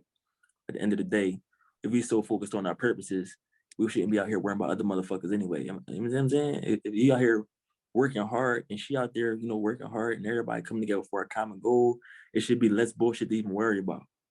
My thing is like, go ahead. Yo, my rules of engagement is the moment I know you smashing other dudes, I'm out. Like, I'm not doing all that. I ain't mature enough for that. Why would you? Wait. Say that again. You say that again. Said my rules of engagement is I'm in a relationship with you. Oh, you said yeah. I ain't talking. Nah. I don't care about that. That's what I was about. That's what I was about to say. I was gonna say like, I just want to make it clear, like, not being able to handle it to me looks like when the truth is this. I don't know. Do I want to say that? Not do I want to say it, I'm trying to figure out if I believe that. But it's like prior to a relationship, when both of y'all are single, like it's just something in my mind doesn't compute, because like if I'm single and I'm talking to another woman who's single, whether she's fucking other niggas or not, like I'm always prepared for her to be fucking other niggas.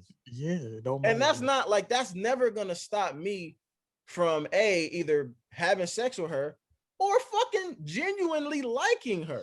Because I know that we single. Like, I'm single, I'm doing single nigga shit. You single, you probably gonna be doing single woman shit. And if you not, and this is my thing, right? If you single and we talking and you not fucking other niggas, don't do it on my account.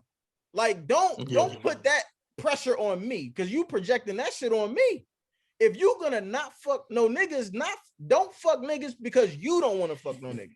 Don't fuck no niggas because you think that I don't want you to fuck no niggas. Nigga, you single, do what you do. And if I'm the nicest nigga in your life and we kind of come together at the right time where we decide that, yo, I want to pick you and you want to pick me, then now we can move forward.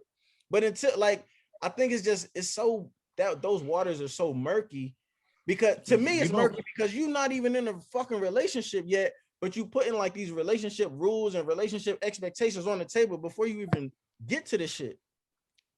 Like that's always been something that I haven't really been able to wrap. Hold up, Ace. When you were talking about rules of engagement, you were talking about in the realm of a relationship or in the realm of like us just talking? Honestly, you gotta set down rules in the beginning and throughout, though. You know what I'm saying? Like, you gotta set down rules in the beginning. If you're talking to other motherfuckers, cool. I'm talking to other motherfuckers, cool. We doing what we do. And let's say a relationship do come up out of that, though. When do we stop talking to other motherfuckers, and how do we move together? How do we move forward together? Again, it's like you got to have those conversations. You just can't start in the beginning and just stop. You got to keep having those conversations. Communication is key. You got to keep having understandings over and over and over again. Because even though you might start out, oh, I'm single, I'm fucking people. She's single, she fucking people. Cool. But once you decide to take a step forward, it's like, all right, cool. Can we, like, because back in the day, they used to say shit like, a woman would say something like, all right, you got him for a night, I got him forever. But then you got dudes who like, fuck that, you cheat, I'm gonna shoot this motherfucker. Like, at the end of the day, you gotta pick and choose your battles, you know what I'm saying? But you gotta keep those conversations alive to where you understand what's going on. I agree with you on the rules of engagement, because it's so funny because I remember one time I was messing with someone, and someone that I used to mess with came up and told me, yo, you know what? I want to be friends with benefit.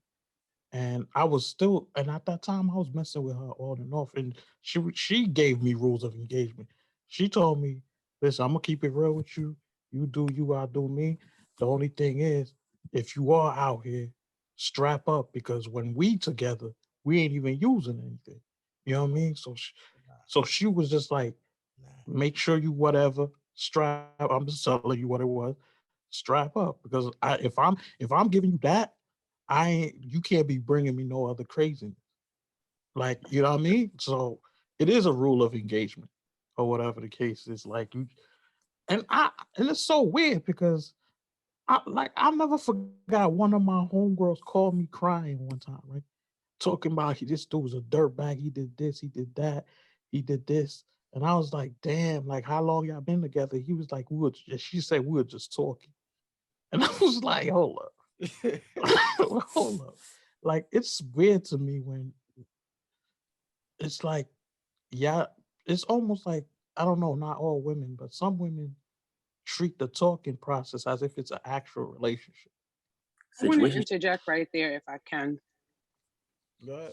I think that I feel like one thing that I've learned over quarantine, like I like to listen to people when they have conversation.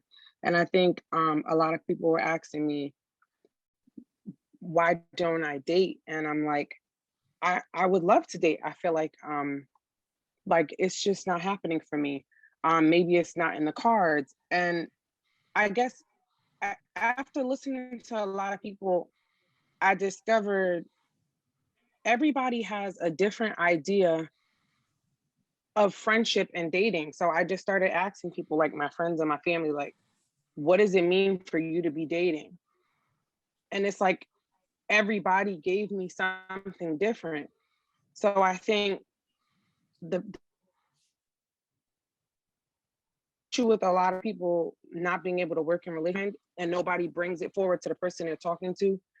What's your idea of dating? Because this is my idea of dating. Like, me and you exclusively messing with one another, me and you exclusively talking. Then you tell me, oh, my idea of dating is I could talk around to other people, sleep around with other people. Now we could come to a common ground of, well, what is dating gonna mean for you and I? And then also outside of dating, what does friendship mean? Because I feel like the issue is a lot of people you jump into things fast, right? You jump into being intimate because you're a human and you like emotions and you like touching people, whatever. You just need satisfaction. Now, you coming over here, sleeping every night, I'm cooking every night. You're calling me for us to do engagements, which those things are lovely. Like, time spent is amazing. That's one of my love languages, time spent. So now if I make a gesture or a comment looks like it's in the direction of a relationship, and now it's like you just make the person feel like they're crazy. But to them, to my definition of dating and friendships, you're giving me everything that falls into my dating category, but you're telling me that you're my friend. We never established that. That's not friendship stuff for me. That's dating stuff for me. I think the two just cross, and I feel like I don't know. I feel like maybe it's common sense to a lot of people, but I feel like recently I learned that like there's a crossover between what everybody thinks dating means and what everybody thinks friendship entails. I would agree with that. I think to me, I never really used the word or the term like, you know, we're dating or we're talking. Like to me, and maybe this is just because I'm just a black and white person. Like to me, we're either single or we're together. And I think that's like a way easier way to like, so everybody is well informed on what this is or what we are or what we're not. You know what I'm saying? Same, that's how it was. Because when you're single, you can go on dates. When you're single, you can have sex. When you're single, you can be friends. You can be all of those things and still not be together. To still not be an item, to still not be in a relationship. You know what I mean? And I do think I agree with Ace because it's like you do have to, the person that you're single with, right? You're enjoying some of your single time with. I do still think that you and that person should have constant conversations. Not necessarily to place like expectation on people, but just to kind of like keep each other aware of, you know, where you guys are, if you're going anywhere, and if you're comfortable with where you are currently. You know what I mean? Because I think that's something that falls through the cracks too. Are the conversations to some like, let me tell you what niggas do that's not great. Where sometimes women will bring up a conversation as to like the what are we conversation. Most niggas hate that conversation because we automatically assume that it means that she wants to be more than what we currently are. And that's not always necessarily the case. But what I will put on women is most of the time when y'all do bring the conversation up, it is because you want to be more than what we currently are. In my experience, right? Let me say that in my experience. But I think that those conversations are important because it just lets people know where you stand. But what we fail to do when we have the conversations, we kind of lead with like this vague idea of where we would like for this to be. So that's the reason I'm bringing this up. Because like, if you notice, right, when women bring it up, it's always in question form. And this is what's always pissed me off about the way that some women communicate. It's always indirect. It's always super vague. It's always, I'm going to ask it in question form because I want to see where you are, instead of you just basically saying what it is that you want. Because clearly you want to have the conversation if you're bringing the shit up, my nigga. Like, you know what I'm saying? I think like, sometimes you don't want to project what you want onto the other person. Like I may know in my mind well what it is that I want, but it is, I feel like it's fine to ask those kind of things. I feel like that communication is necessary. Like, well, what do you think this is? Because what I think this is may not even be something that you want. So if I get an idea, like, I know where to go. That's the indirectness of it though, because when you ask someone, if you and another person are actively going out on dates, y'all actively having sex, and in your brain, you know that you want it to be more than what it is, why are you asking me a question? Because what you're doing by asking me a question is now you're really kind of making me like guess, like, damn, like what do she want? What does she want me to say? So now the nigga has to be in a conflict with himself as to, do I want to tell the truth or do I want to say what's right?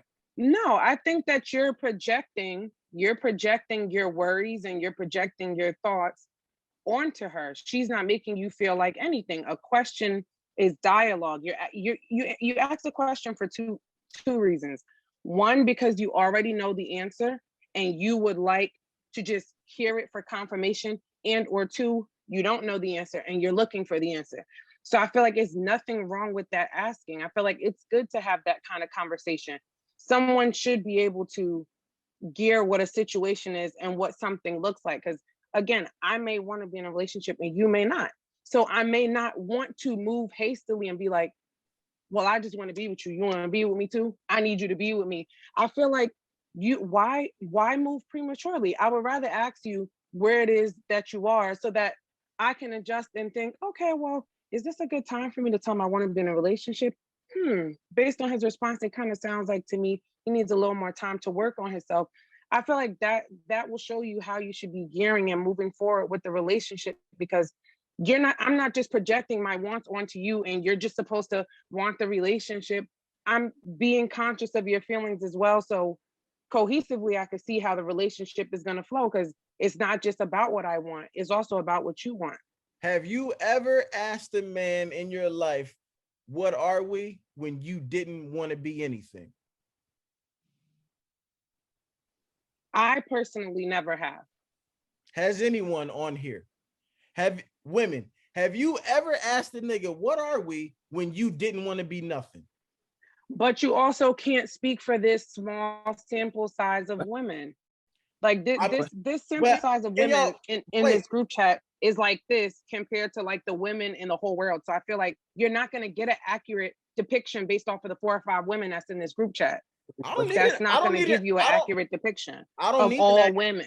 I don't need it. I don't need an accurate depiction. I don't need an accurate depiction of all women. I'm asking the women that's in here right now, and I'm not gonna take it nowhere outside of this. Have y'all ever asked a nigga, what are we, when you didn't want to be nothing more with that nigga?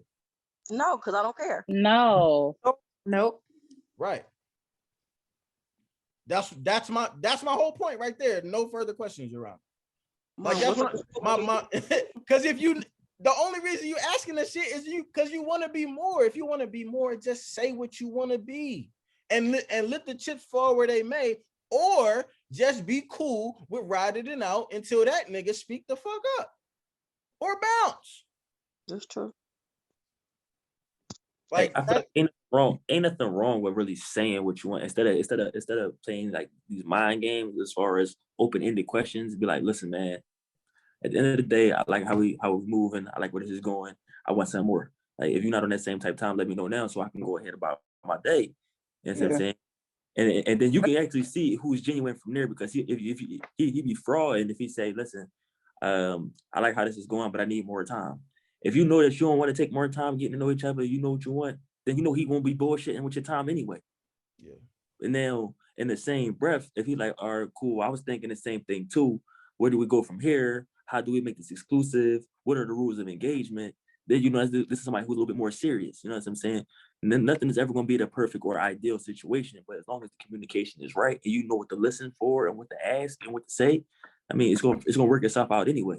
Yeah. You know what's ironic about what I just asked y'all, the women on here, is I was thinking like, as a guy, I've posed the conversation, but not necessarily because I wanted more, but because I just wanted the person to know that I wasn't trying to lead them on. Like it was almost like I started the conversation in fear of like someone labeling me as the nigga who's bullshitting, or someone labeling me as the nigga who's a liar, or the nigga who want his cake and eat it too. So like that, I just felt like that was ironic. That was an ironic thought that I had, because I know that I brought that conversation up to just be like, are we cool? Are we good? Like, I just want to make sure that you cool, because I don't want to. I don't know. It's just I don't know. It's just a weird thing. I just had that thought. But Vic, you was about to say something, and I think I kind of talked over you, so my bad about that. What was you about to say? I don't remember, man. It was something about like it was something about like the women on the panel. Oh nah. Sometimes I get annoying. It's this constant deflection. Not all people, not all this, not all that. I'm like, I was just commenting on that. Oh, okay. Yeah, it was nothing crazy.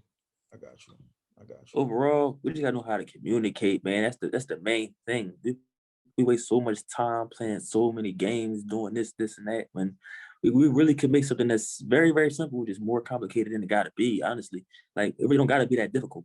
If you spending time with someone, you vetting that person, y'all having, let's put it out there, having good sex, having good conversation. You know what I'm saying, y'all spending time together, and you want to be serious, just say it. All right, cool.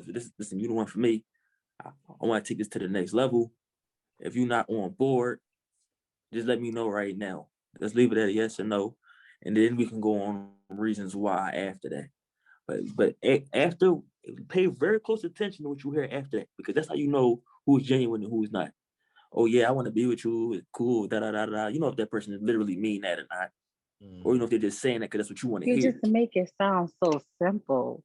It Like, really is though. It's a scary it's simple, but it's a scary conversation to have, because you don't know you don't know what your relationship is gonna be if y'all not right, on the because same you can, but you can be on the same page. Well, they can tell you that they're still on the same page as you, and then go and do some fuck shit. And that goes for male or female. You know what I mean? But Like, now you it got, really sorry, go don't ahead. be that damn simple, son. Like, I don't know. But that's when It actions come could into be play too. simple. It That's when could be actions come into simple. play too, because we got the reason why I say it's simple is because you got to understand actions too. Certain actions follow after something is said. You know what I'm saying? I could say, I could say, I want a wife all day long and still be out here fucking bitches. Do that mean that I want a wife? No, It it don't seem don't. like that, right? Exactly. It don't seem like that. But here's the thing: if I say I want a wife and I do certain things, not saying that this is what everybody got to do, but this is just something that I've done in my personal experiences. I've deleted social media. I deleted Instagram. I deleted Snapchat, Facebook. That's because the only attention that I wanted was not on my phone. It was the person right in front of me. But we make certain moves based on what we really want. That's what I'm saying. That's why, as men, we're supposed to lead by example. We could talk, we could talk a good game all day long, but a woman can even sit there. Let's say a dude say, "I want to be in real estate. I want to be in real estate. I want to be in real estate." He been saying it for 5 years. He ain't did shit. But if a dude is literally on the computer, looking at property, checking his credit score, making sure he going to the bank, talking to investors, you understand that, all right, well, he ain't really talking shit. He really out here doing something. He want to be in real estate. You can figure it out based on what he's doing. So it's literally all about what to watch, what to look for, and literally finding an honest person in their movements and how they move. Because actions Right. speak louder than words, but you got to pay attention to those actions. You have to pay attention. Yeah. That is y'all. Yeah. I get that, but ladies, I know y'all been in situations where y'all been in a relationship, and he said whatever, he doing whatever, and he's still fucking cheating, and you find out some crazy ass fucking way. But that hasn't happened to me since I was 19 years old. And after that, I never let that shit ever happen to me again, because it's like you really got to pay attention to the red flags. You got to pay attention to their actions.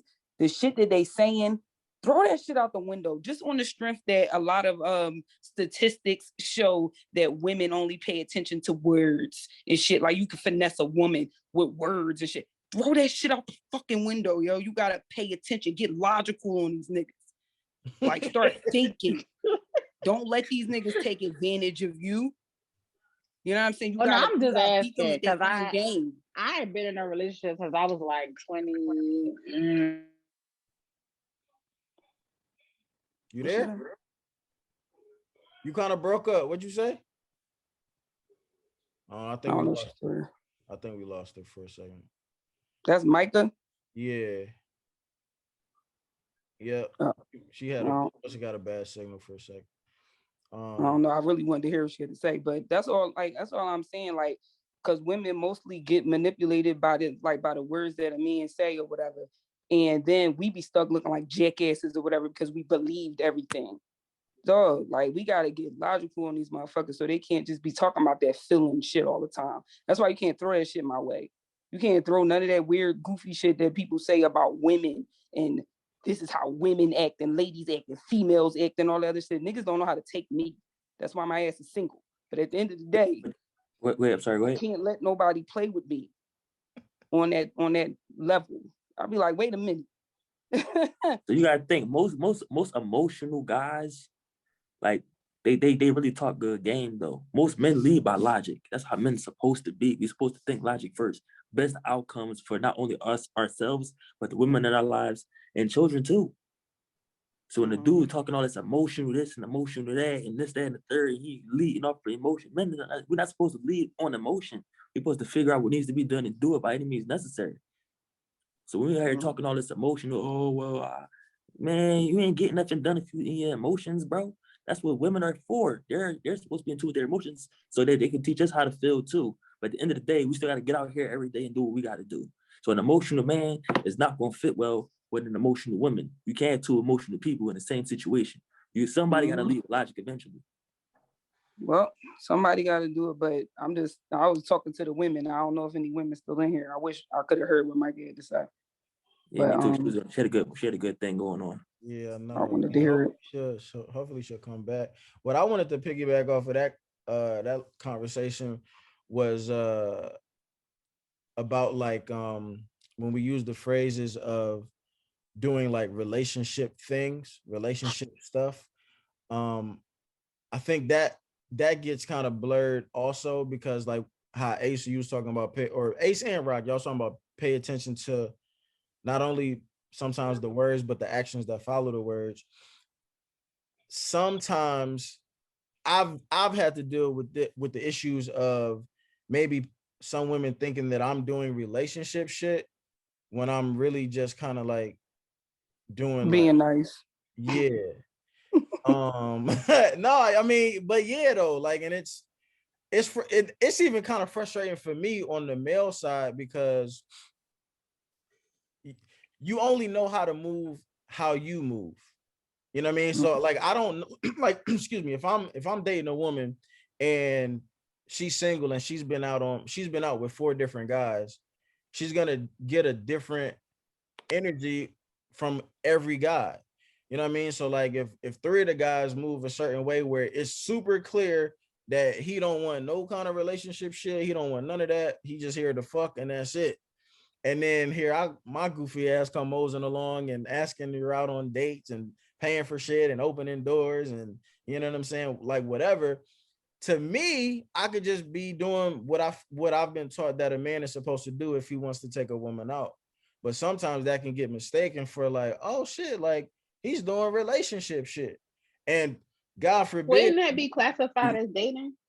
Can I say something about that, please? I want to hear what he had to say. Can you finish, Jax, please? But I was gonna say, God forbid, if you throw sex into the mix, and you actually enjoy like being. What was that? I've been in that exact same position you talking about. I'm gonna let you finish first. Oh, okay. So you throw sex in the mix and you actually like the person, and you're still just continuing to, just be the guy that you are. But all the while, you still may not be ready to be in a relationship, but she's seeing it as y'all are doing relationship shit. So now, and no conversations have been had.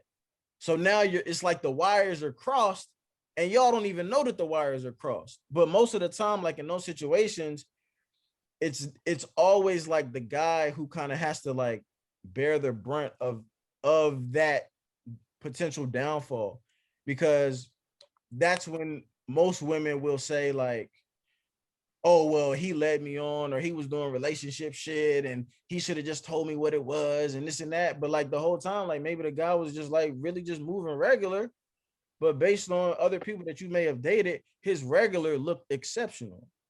So what I would say to that is this, like, because I was raised as a man to do the right thing, never let a woman walk on the curbside of the sidewalk, open the door when she get to it. You know what I'm saying? If she about to open the door herself, move her to the side, open the door for her. You know what I'm saying? Right. Like, I ain't gotta ask you, can I open the door? No, I'm doing it. That's what I'm supposed to do as a man. That's what I'm saying. When the bill come, if I am with you and we're not playing games, naturally I will pay for it because I asked you to be here.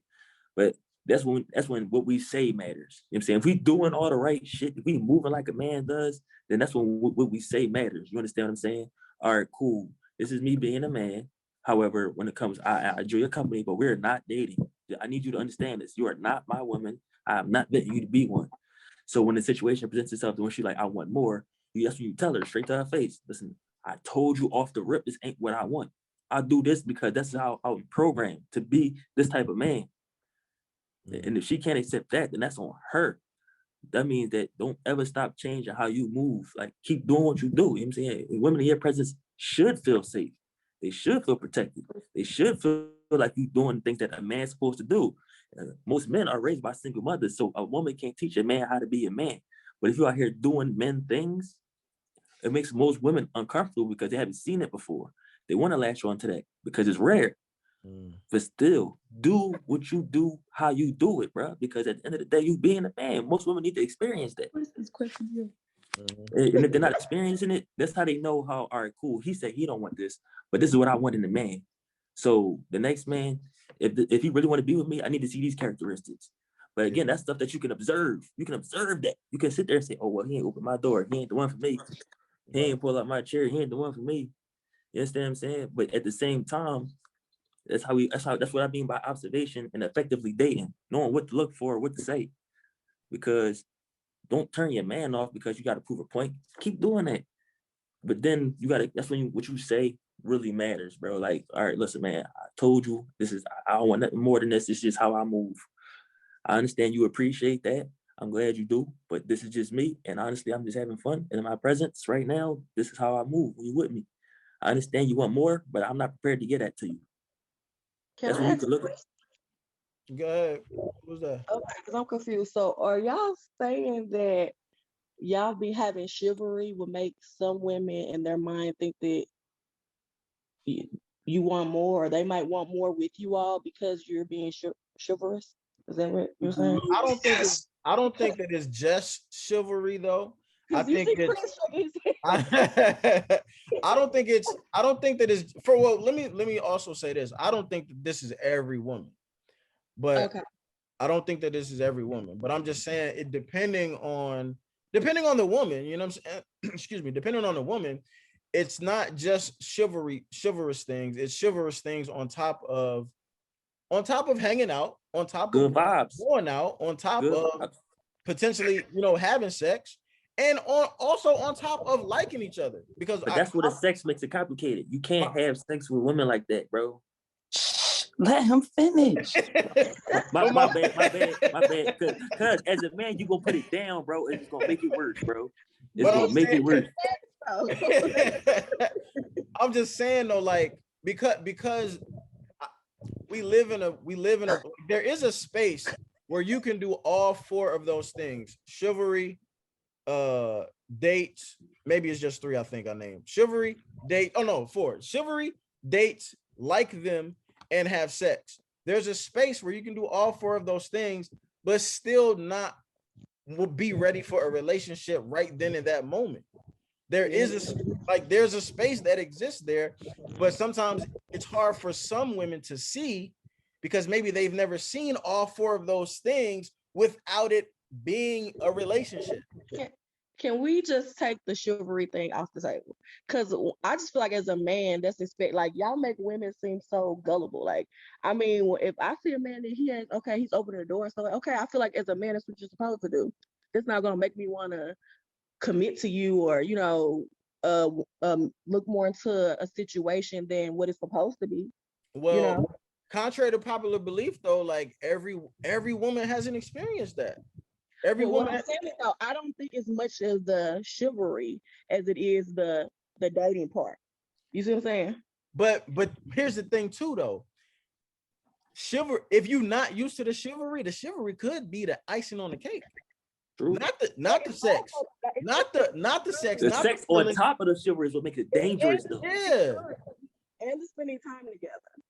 That all will equate. All that together, I can see that. But just because we hang out and you open my door, you pull out the chair, you pay the tab, that's not going to make me. It wasn't really necessary. But you're not hearing what. But listen though, you're not hearing what I'm saying, right? Because how many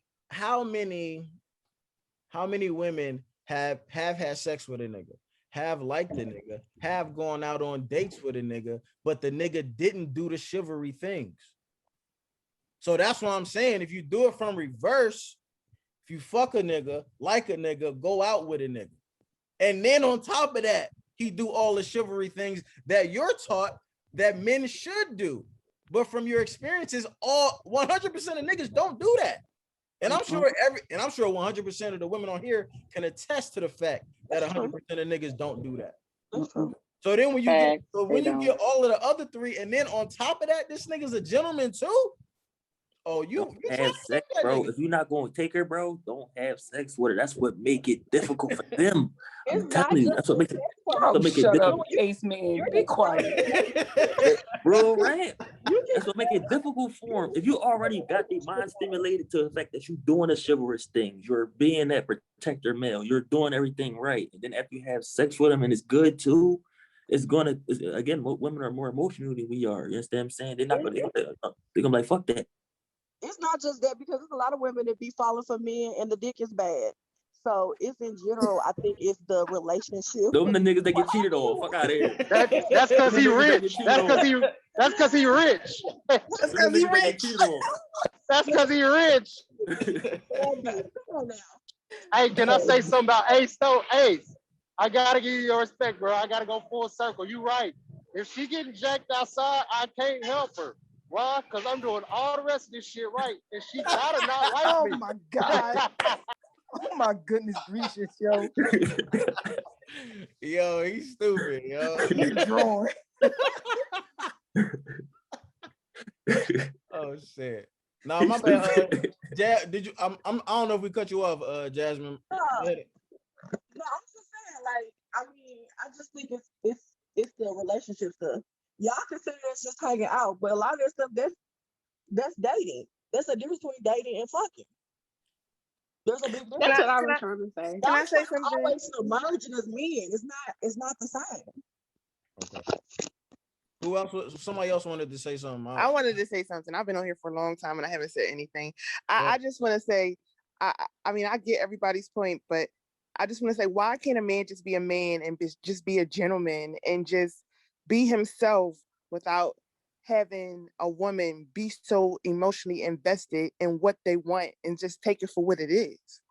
I mean, if you're being honest with that person and you're telling them, y'all hanging out or whatever, sometimes women need to pull back a little bit and just enjoy it instead of just putting their feelings so deep into it and wanting it so much that they're just blowing the whole situation. You know what I mean? Just like make it out to be something that it's not. Why can't we just let the cards fall where they lay and just enjoy the moment without getting your emotions invested into it? That's what I don't get.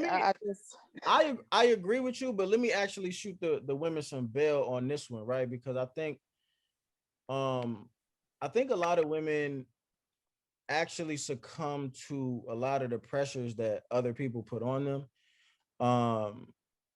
Meaning, like, say for instance, you are the woman who is just enjoying a man or a person for who he is, and you're not putting no pressure on him. You're not projecting nothing. You don't have any outlandish expectations. You're really just trying to get to know the person, trying to be cool, trying to be friends, and just, you cool with seeing where it goes. Sometimes what happens though, like with women, man, like their friends, their family, their moms, their grandmoms, their best friends, social media, like may see that woman entertaining a certain man, and they start putting the pressure on them. Like, girl, you better hold on to that nigga. No, but that's girl, And can you finish? I'm just saying, like, I feel like that's and I'm not a woman, obviously, but I have a lot of women supporters. I have a lot of women homies. I've obviously dated women. I've been in relationships with women.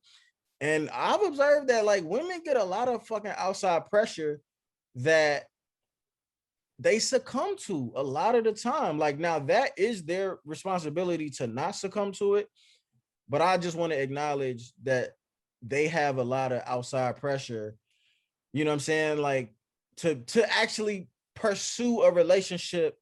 It's weird because women have like this thing where it's like they're pressured to pursue a relationship without being the person who's pursuing it.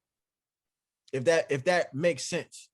Like, you know what I'm saying? Like, and that's what I mean when I say sometimes women be like, girl, you better hold on to him, or girl, he's a keeper, or why y'all not together yet, or what y'all waiting for. Like niggas, we don't hear that. We don't really be hearing them kind of conversations. But we know that those kind of conversations are being had on the women's side because the ones who succumb to the pressure put the pressure on a nigga like me. Like, you know what I'm saying? Like I've lived through that experience where you're hearing conversations from a person that you dating, you not even really hearing her thoughts, you hearing her mom's thoughts, but it's coming out of your girl's mouth. And it's like, so, and then it make you think, like, back to the whole, like, why niggas might be scared to commit. It makes me, that position makes the guy think like, well, are you in this for you and me, or are you in this for other people? Because if you in this for other people, now I'm not so fucking sure I want to be in it. Because I want to be in it for you. Fuck everybody else. Because everybody else not going to be, I'm not going to be asking them to suck my dick. I'm not going to be asking them to fucking throw it back. I'm not going to be asking them to do whatever. And you sure as fuck not going to be asking them to do anything. You're going to be asking me. So I don't know, man. I think women got a lot of pressure on them from the outside world. Some succumb to it and then some don't, but I think a lot of them succumb to it. What we notice is most long-term relationships, like let's say you got a lot of friends going into a relationship. You got all these homies, or she got all these girlfriends, this and the third thing. When you get into a long-term relationship, like a monogamous one, you realize you'll notice certain friends start to fall off, right? Certain impressions start to fall off. Some things your friends got to say, you just don't want to hear anymore. They're single. They're not in a relationship. They don't know what you're going through. And half of the time what they say don't matter because now you got other people in your relationship. So it's like who's dating who now at this point? You understand what I'm saying? And if you're single and they like hold on to them, and they come to you with that energy, you want that to be known. Like, listen, I don't know where you getting this from. Where you getting this from? But I already had this conversation with you personally. Yeah. Don't let your friends get your feelings hurt. Yeah. Hey, Jax, sometimes they mama be seeing that good nigga energy on her. They be seeing that that happiness. They come around smiling and shit. They see it, but the woman may not want that man. But sometimes them other women see that woman happy and recognize it gotta be something. Mm-hmm. You know what I think? Like, I think it's whack though. I think it's whack that like when you see a woman happy or glowing, like it always got to be because of a nigga. Like that sucks, yo. Like, like damn, like that's some bullshit. But I do also, but I will. Let me say this though. I will say that might say a lot about you as a woman. That why don't you ever look happy if it's not at the hands of a like she basing her happiness on having a man. Yeah, exactly. Basically, exactly. I feel that because like when you were talking about like women who get like a lot of pressure like put on them, like I recently lost a friend about that because like she started dating a guy that I knew. Well, I wouldn't even really call it dating. I don't know what it is.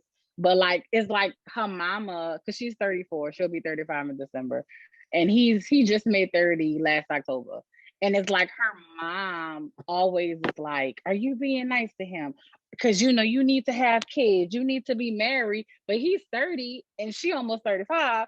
So in his brain, he's still getting his shit together. Like he still like finding himself on some shit. You know how it is when you make it 30 or you just made 30, you a man. Like he's still all over the place. And it's like she literally has lost all sense of self. Real shit.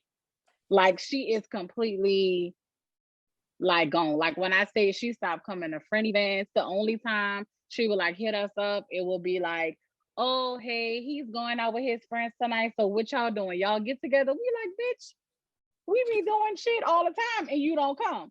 And they're not even together yet. Like, you know, it's kind of like whatever. And then like they were like looking for apartments together and stuff like that. But then he was like, well, it don't make no sense to do all of this if we're not in a committed relationship. And it's like then one day she told me that they were having like a rough patch. And she was like, you know, and that was like the only little bit of happiness that I had. And I was like, well, why? Like, why you can't just find like happiness within yourself, like peace? Like, why does he have to be around for you to have a little bit of joy? Yeah. Like, make it make sense. That's a scary thing too.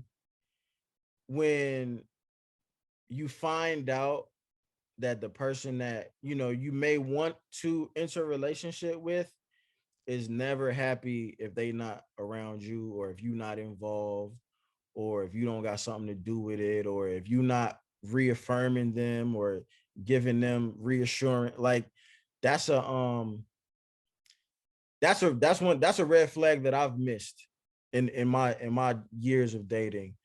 Not being able to find out that this person is not intrinsically happy, or that this person doesn't even believe in the fact that happiness starts from within.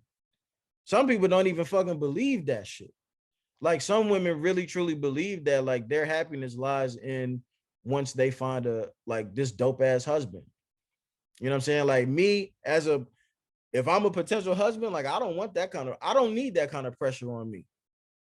Like I feel like as a man in the world, just as a single nigga, like I got enough pressure on me. I don't need, like I'm trying to maintain my fucking happiness. Like, you know what I'm saying? Like I gotta be responsible for your shit too.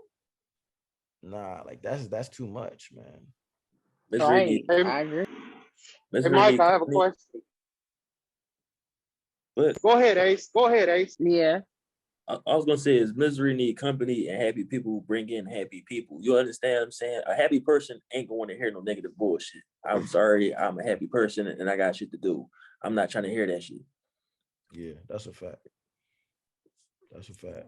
My only question in you in that circumstances is how much happy does he make her? Because if he makes her truly happy, if he makes her truly happy, then you shouldn't feel a certain way. You should be happy for her also. Now I do agree. Wait 1 second. Because I'm at work, I do want to hear what you gotta say, but it's loud here. Okay. I do agree that individual person should not be your total happiness. I have to tell my fiance is, hey, go hang out with your friend. Because she loves to hang out with me. But when I tell her that, it does click in her head that, hey, I do still have people that I can hang out outside of you. Some people get caught in that bubble, but it just depends on how happy do you make that person. I know I make my woman extremely happy, and she just loves to be in my presence. And that could be the case too. But I don't have nothing bad about what you're saying, because I've been there and I've seen other people in that space. Yeah, no, I totally get that. But it's don't get fired, nigga. This nigga. Me being around them and like their interactions, I don't know how happy he fucking make her. Because when I'm around them, I've seen him do some wild ass shit to her, and I'm like, okay. So I stopped, like, cause they used to always invite me out and be the third wheel, which I hated, but I would do it because they were both my friends. But like I would be around them and he would do some crazy ass shit. And I would be like, I can't do this shit. Like I can't, cause it's like I'm caught in the middle. Like I'm not gonna speak on whatever y'all got going on because that's not my place, but I don't necessarily want to see you get mistreated at the same time. Like one time for my birthday, we went out and she kept asking him where he was sleeping. Was he sleeping at her house? And he was blatantly fucking ignoring her while I was sitting right there. And that was the last time I went out with them. I was like, it's a no for me. Like I know when you're like extremely happy, you get wrapped up in love and shit like that. And of course, women they get fucking dignitized. But in that moment when I was around them, they weren't even fucking having sex yet. That's probably why. Okay, I understand. I understand. Oh, but by the way, you had somebody to take on that date. Sound like you got two niggas you could have took on that date. This nigga. Let me get back to work. That nigga petty, yo. I didn't want to take nobody. I just went or whatever. And like she would always be like, well, why you don't be wanting to be the third? Girl, look, because y'all be having your own little thing going. And like another time I called her about something and like they were in a car and like it's like every time I've been around them, it's been some shit. Like they were in a car and I was telling her a story and she was asking him where they were going. And he was like, why the fuck you can't just sit back and let me fucking drive? And I was like, oh, call me back. Call me back. Then another time we was all out, we was having a game night. It was all of our friends and he was ready to go and they drove one car for whatever reason. They drove in one car and he was ready to go and she wasn't. And they were like in the corner fucking bickering. Nobody have time for that bullshit. Like y'all stay over there with He don't like y'all niggas. Like, he don't like y'all niggas at all. Right. Like shit. But like, and she would like when I say she completely like just fell off the face of the fucking earth for him, and it's terrible. Like it is so terrible. Yeah, that sucks, man. I guess The last bit of advice I have is just be there when she fall off. If and when. Right, but if she does, I will, because I know what it's like. That's a good getting friend. your heart broken. Yeah, for sure.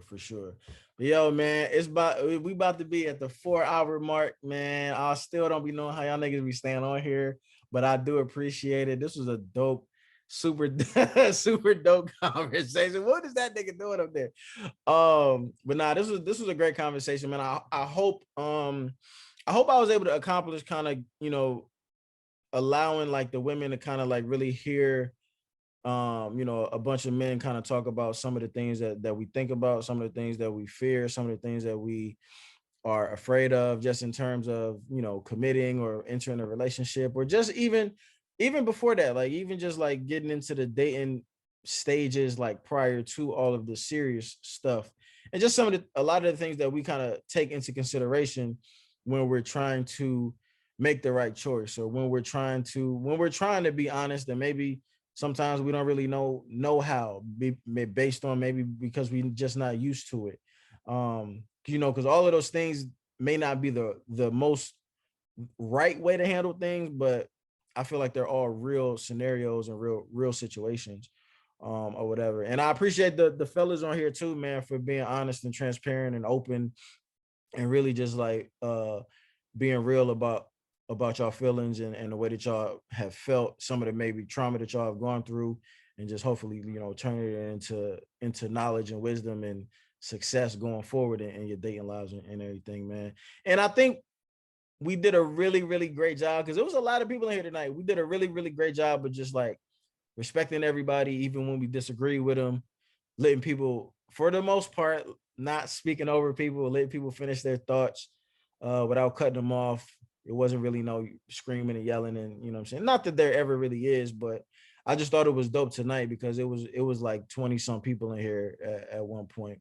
So I feel really good about it, especially, off of last night, just like kind of like how I was feeling, and what I was going through on the live last night, man. So I just want to say thank y'all to everybody who is still here.